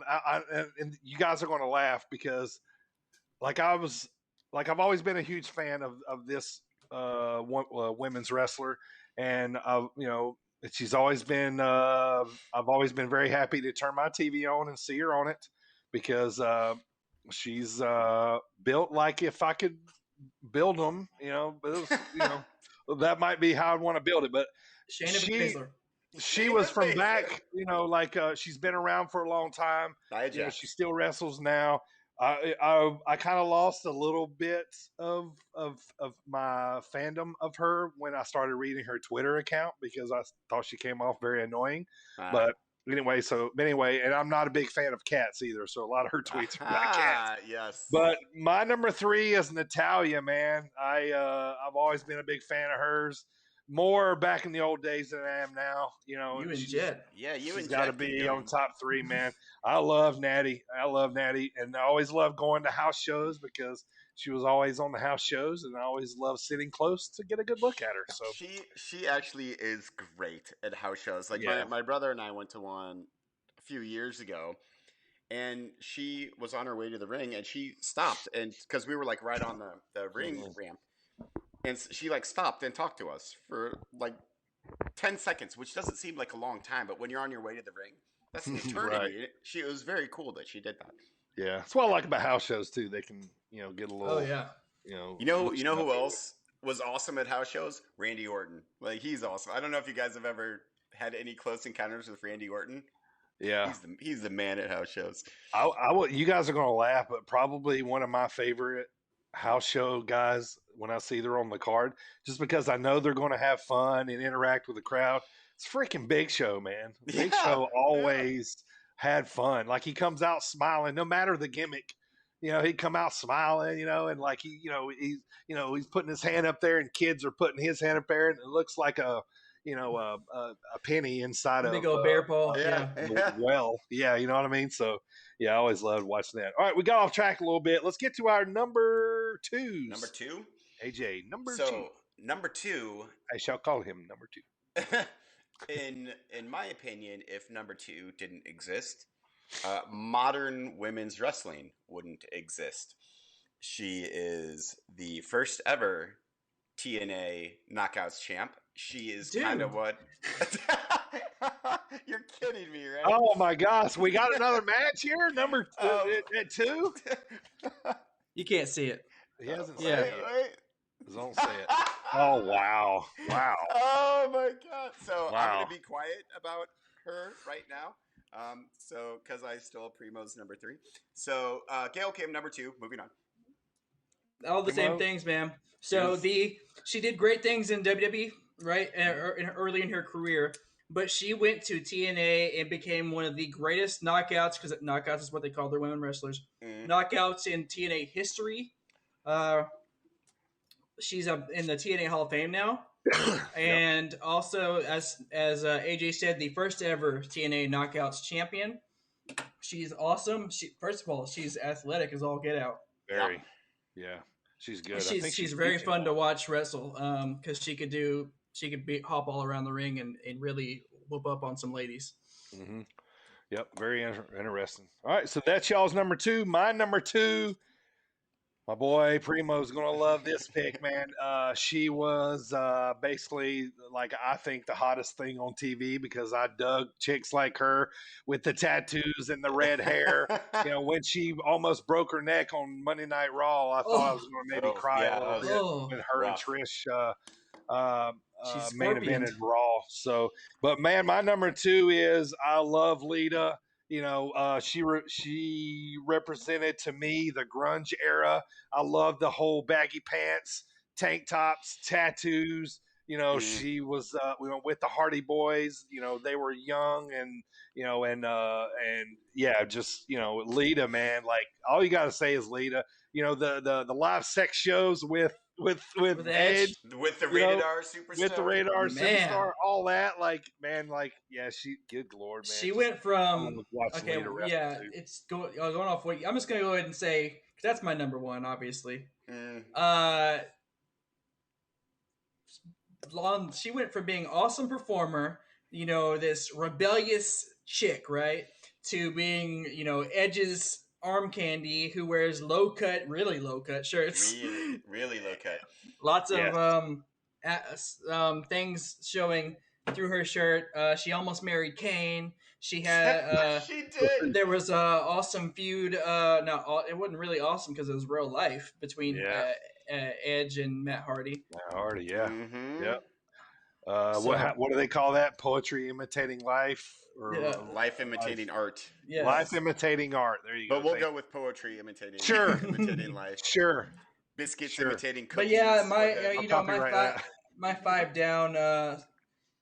Since AJ took my last 2. In order, actually. I have AJ Lee for 5, 4 Victoria, 3 Becky Lynch, 2 Gail Kim, and number 1 Lita herself. How she was, like we said, she's super cool. That moonsault, she's moonsault. Hung out with Team Extreme. She was everything. You guys know I'm a Hardy Boys fan, so clearly. A bit of a Hardy Boys fan. Yeah, always, just a little. I always, she'd get on the ropes, and turn backwards and then do that, like, like always smooth, man. Just, I love, she did a lot of awesome stuff, man. I was always a big fan. Amy Dumas. Amy Dumas. All right, AJ, who you got number 1, sir? We have the honorable mention, Linda McMahon. We have number 5, Kelly Kelly. Number 4, Sherry Martel. Number 3, same as Primo. Number 2, same as Primo. And number 1, I think she's also a current wrestler. I think she is the best worker in the women's division. I think that she has the coolest look.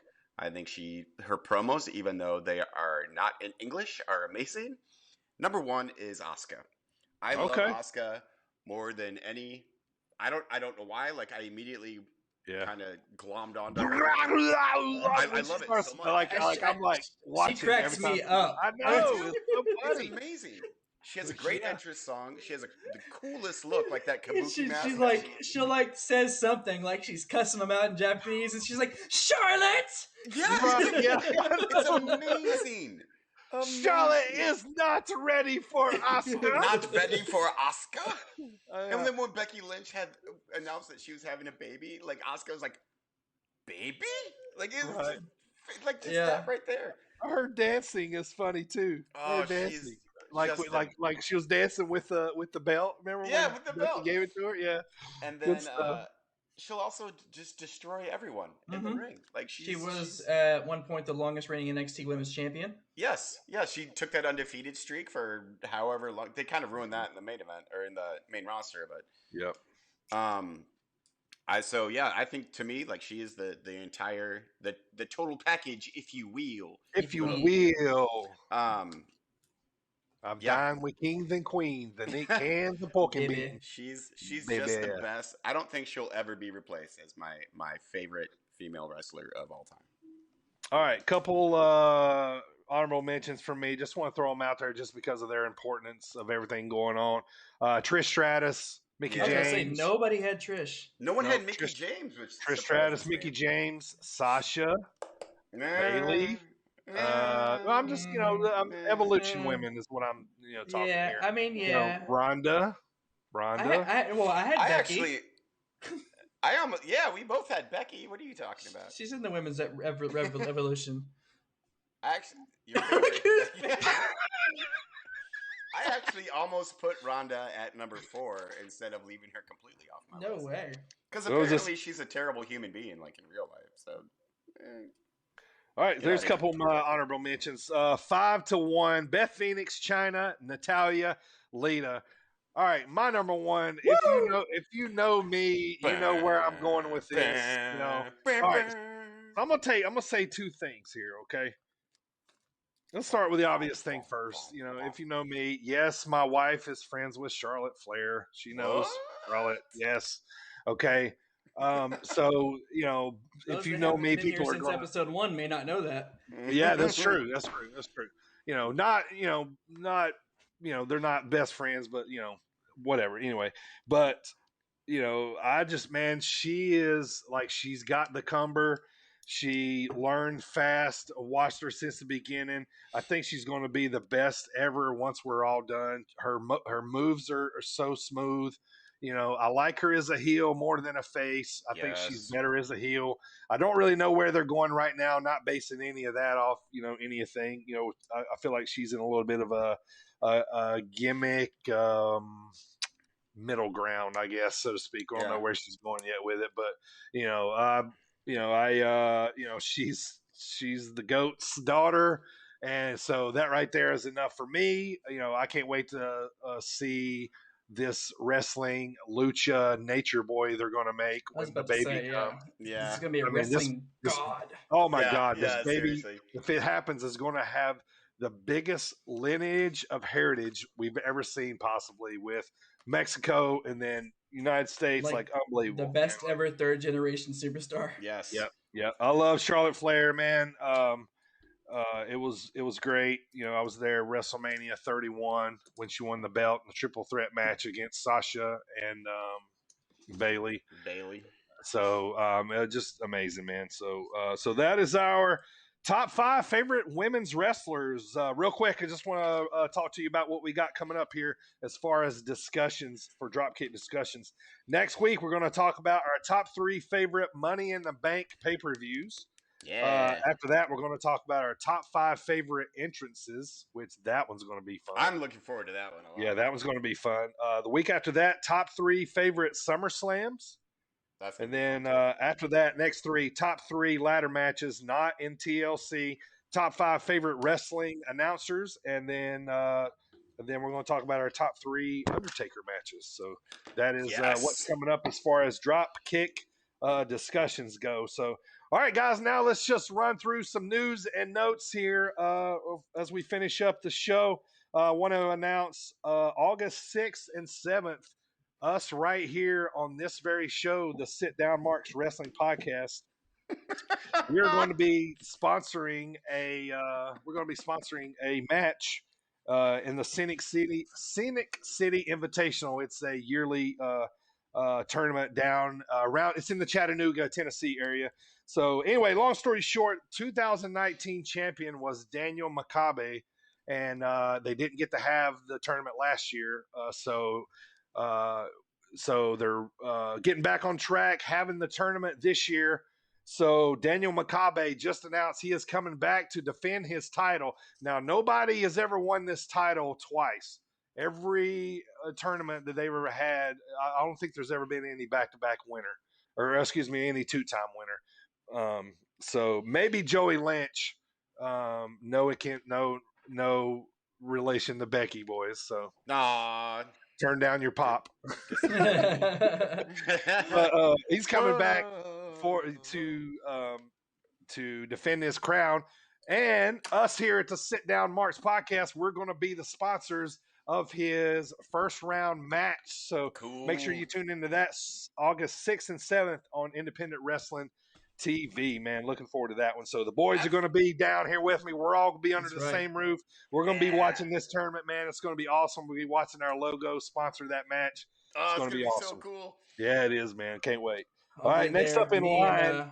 Me and the championship in tow. It's a bowling trophy. Like, quit showing off your bowling trophy. If you bring that trophy to my house, it's staying. So you better leave it where you're at or not. All right, next up, the A&E biography last week of Bret Hitman Hart. Did you guys like that at all? Yes. It was all right. I'm about halfway through it.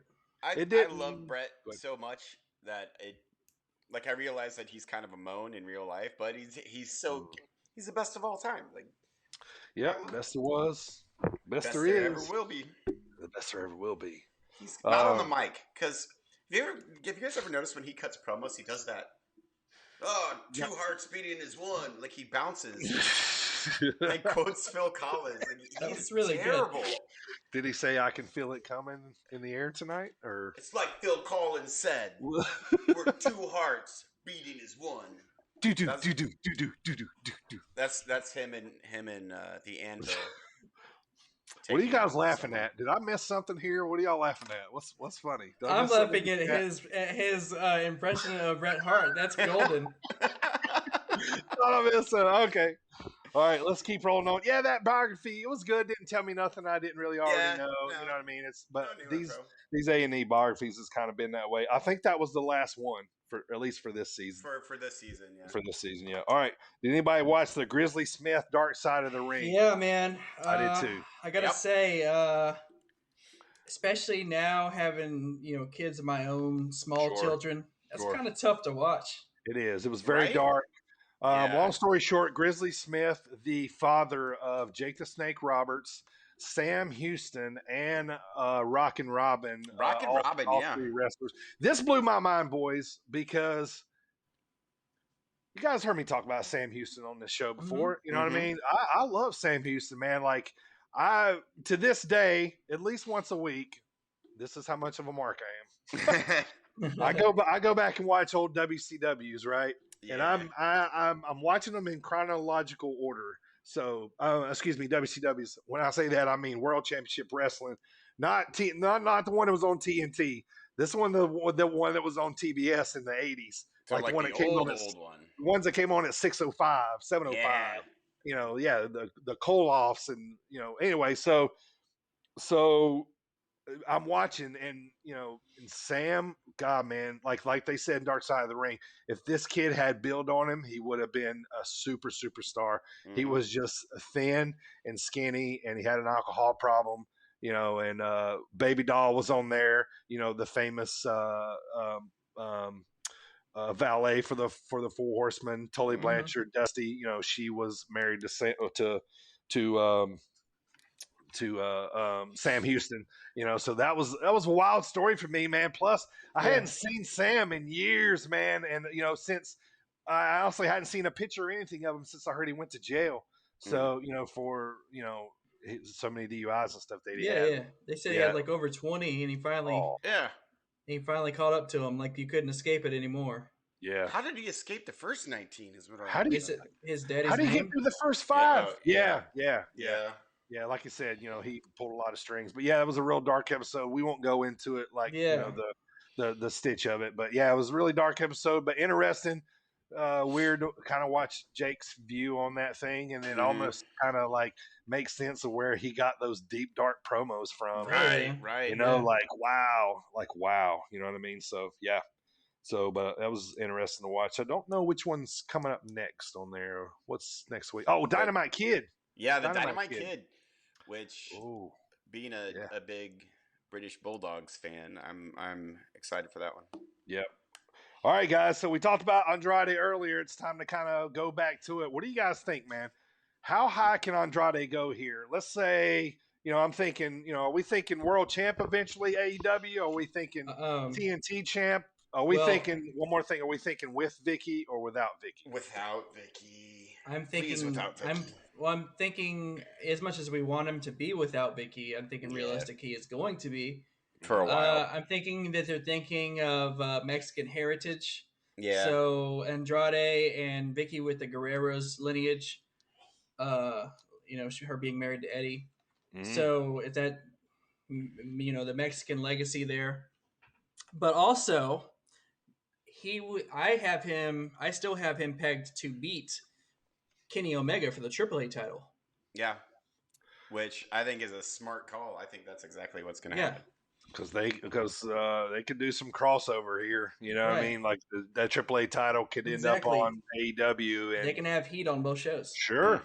Yeah. I like it. All right.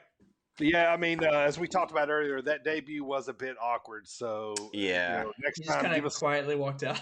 Yeah, give us some music, But I love the way he looked, man. He looked like $1 million. He looked like a boss. He looked like a cartel king, kind of, with the, like a monster.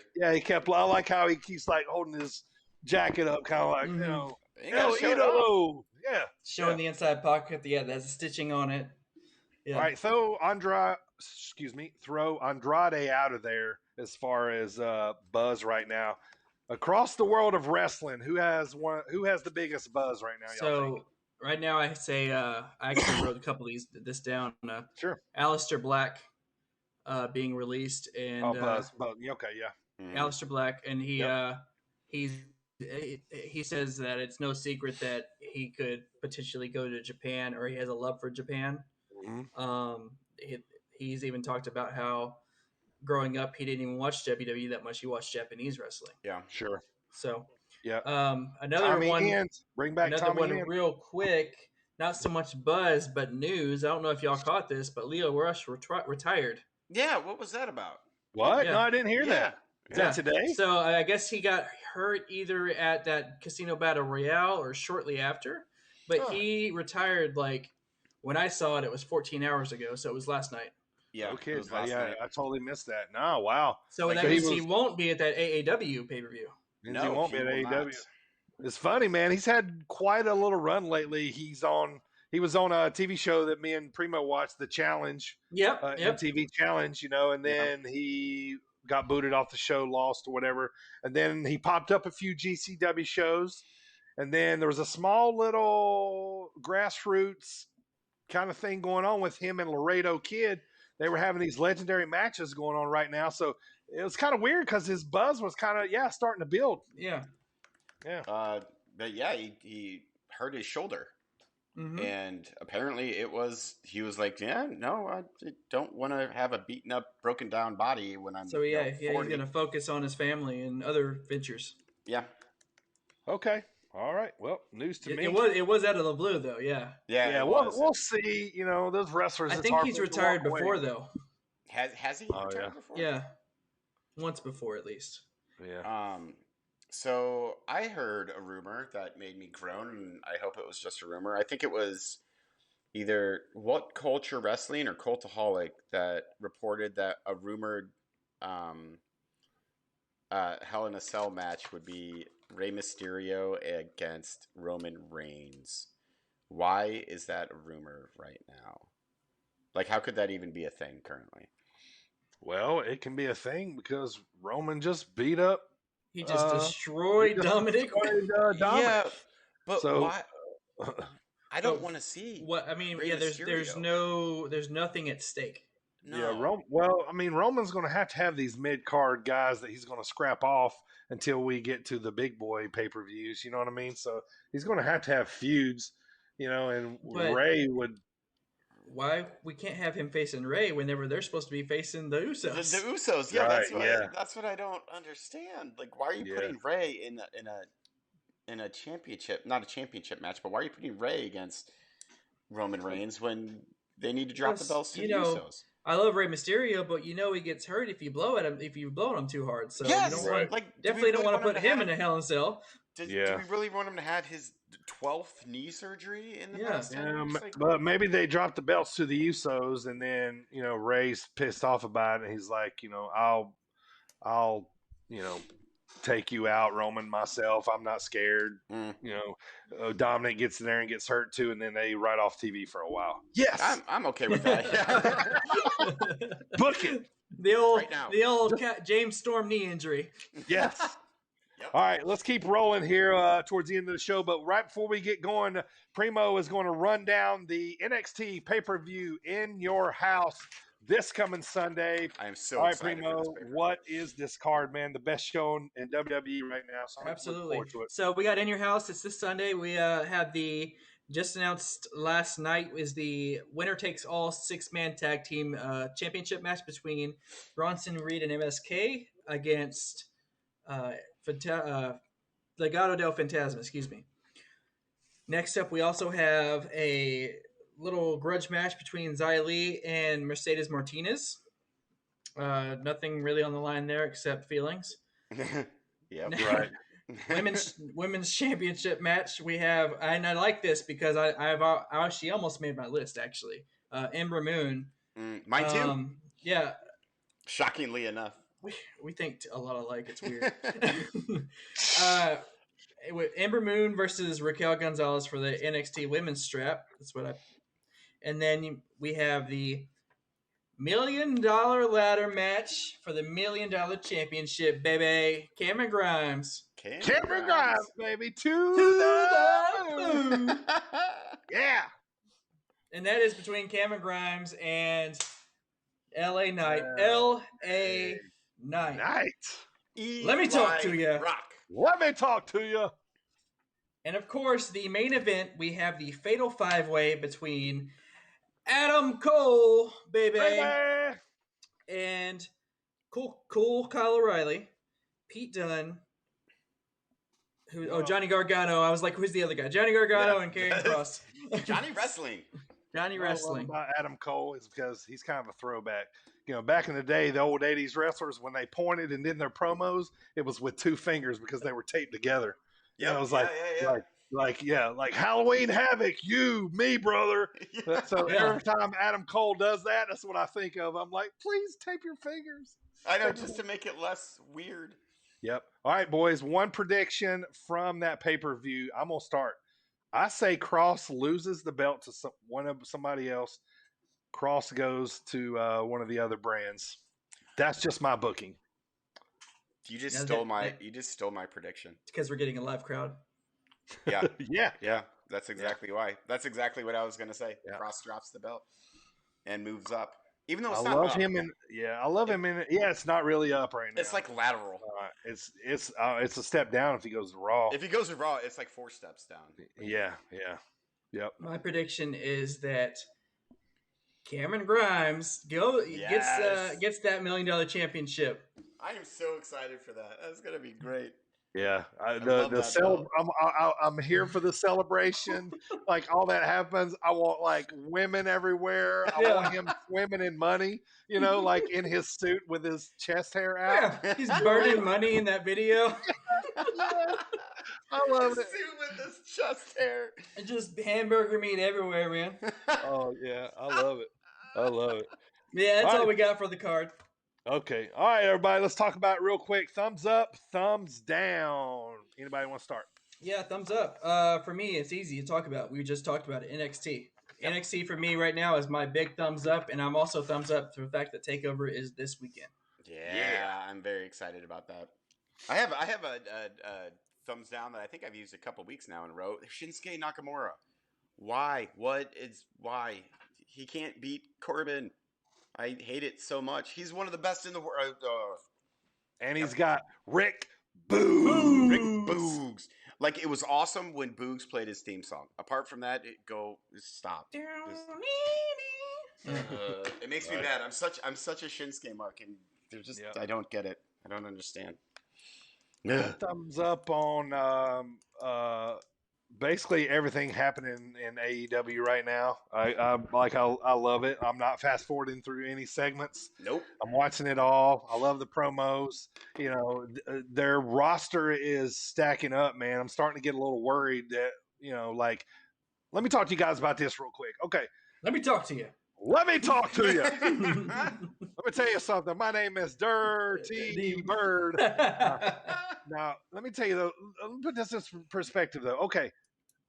When WWE releases people, right, we're all like, oh, wow, you know, Futures, Endeavor, you know, like all that stuff, you know, and there's a list. We haven't started seeing that with AEW yet, you know, other when like they let go Jimmy Havoc a while back.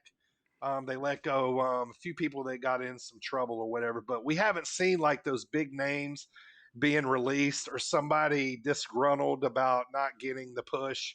You know, we haven't seen that part yet. So I'm interested to see as their roster stacks up big time, you know, like we automatically assume, oh, he's, you know, when somebody gets released, oh, he's going to be great in AEW. You know what I mean? Like but we haven't seen the mass exodus yet versus, you know, them bringing in people. So once that starts happening, that's when, you know what I mean? Like, I'm starting to get worried is what I'm saying. People get lost in the shuffle. People get lost in the shuffle. Yeah. Because, you know, I mean, excuse me. Jungle Boy. I think we're already kind of seeing it in the women's division too, man. They have so many good women, but just not enough time, you know, and Britt's at the top of that right now. So she's getting, you know, all the TV time. So yeah, it's just going to be interesting to see as they load up their roster, you know, eventually, you know, they're going to make cuts and, you know, people are going to go elsewhere. But that is my thumbs up is like, I'm loving everything on there. My thumbs down is Impact needs to hurry up, get on the ball, man. I'm getting a little annoyed with their still no fans there. Like they have wrestlers there. That's it. I can see that there will be, they will have fans at Slammiversary. I've seen that, but I'm their Thursday show though, man. They got to get fans back, man. Let's get to it. It's weird, yeah. These empty arena matchups, nothing like Rock and Mankind. Yeah. Right. All right, next pay-per-view's coming up this Saturday against all odds. Slammiversary in July. Hell in a Cell for WWE is the next one. AEW next one is, you said Fighter Fest, AJ? Fighter Fest. All right, so those are ones coming up. SummerSlam hype happening soon, so that'll be fun as we build to that. After Money in the Bank is after Hell in a Cell. So, but anyway, that's why we got the red going on right now in the backgrounds. We're getting a little theme going on, Hell in a Cell, till we get there. So. Yeah. So that's going to put a bow on the show today, man. Pretty fun one, man. And we really got to talk about a bunch of different things. So I want to thank our sponsors, Rowdy Energy, for the delicious nectar of the cherry limeade. And I'm going to pull a page out of my boys Primo's playbook. Oh yeah, there you go. Yeah. So we got that going on. Also, want to thank Coastland Apparel, www.coastland Apparel. Use promo code BirdTV for 15% off. I want to say, guys, too, we got a lot of things coming up in the works here. Hopefully, we can make some announcements here soon. We got some big things coming up, for the podcast. So we thank everybody for supporting us. I want to thank everybody listening right now on Spotify, iHeartRadio, Apple Podcasts, Google Podcasts, Stitcher, TuneIn Radio, OneStopWrestling.com, and also live every Friday at 7:15 Eastern Time, right after the Thomas Bryce Show on Sportinarium.com. Man, I always look forward to listening to the pod every Friday night. So for my podcast co-host AJ, and the champ himself, Primo, dancing grab them cakes. The rest of the way, make sure you grab them cakes before next week's episode. Let's talk about next week's episode real quick. I'm bringing one of my good wrestling buddies. We're going to talk here. Chris Woolridge is his name. We call him Wooly. He's going to be here next week. We're going to talk about our top 3 favorite Money in the Bank pay-per-view cards of all time. So make sure you stay tuned for that, man. Been a really fun episode here tonight, man. AJ, Primo, you got anything on the way out? No, I just want to say thank you to everybody that viewed tonight, tuned in. You must have listened to Big Beef, and none of you guys are going to get that beefy bomb, but everybody that missed out will. Yes. Thank you, Big Beef. That was awesome, like unexpected and amazing. I'm not going to lie, like when Dirty showed us that, I kind of freaked out a little bit. Yeah, heck yeah. So cool. Well, for those of you that missed it, I'm going to play it for you here right quick, and then we'll come back out and close the show. Here we go. One more time. The warning from Big Beef Gnarls Garvin. If you don't listen to this podcast, fantastic. Beefy Bomb has a little warning for you. Here it is. It's the Beefster here, and I'm telling you, you better turn into the Sit Down Marks podcast with AJ, Dirty Bird, and Primo. And if you don't, Beef's gonna have to hit you with that beefy bomb. Tune in, folks. They won't disappoint you. Beef's going to have to hit you with that beefy bomb. Yeah. Yeah, that's right. That's great, man. I love that, man. Excellent. I love it. When he says Primo, I'm totally creeped out, by the way. Yeah. Primo. Yeah. I was like, whoa, why did you have to say it like that, man? Yeah. That's great, man. Very sinister turns Primo. I love Big Beef. He is one of my favorite. He's one of my favorite independent wrestlers. We're going to have him on the show here at the end of the month. This dude is going to. It's going to be fun, man. Can't wait to have him on. Thank you, sir, for that video. So, all right, let's wrap it up here for tonight. Thanks everybody for tuning in. Sean, thank you, sir, for tuning in. Everybody, let's see who else was here. Green Plastic AJ. Anybody know him? Nope. No. Who was that? Bueller. It's weird. Might be right above you in the chat and the video. I mean, it's right there at the end of the name. His name might be AJ. Yeah, it's right there. Right there. All right. Thanks, everybody, for tuning in. This was episode 13. We'll be back here next Wednesday for episode 14. Thanks for tuning in, guys. We'll see you guys all next time. Appreciate it.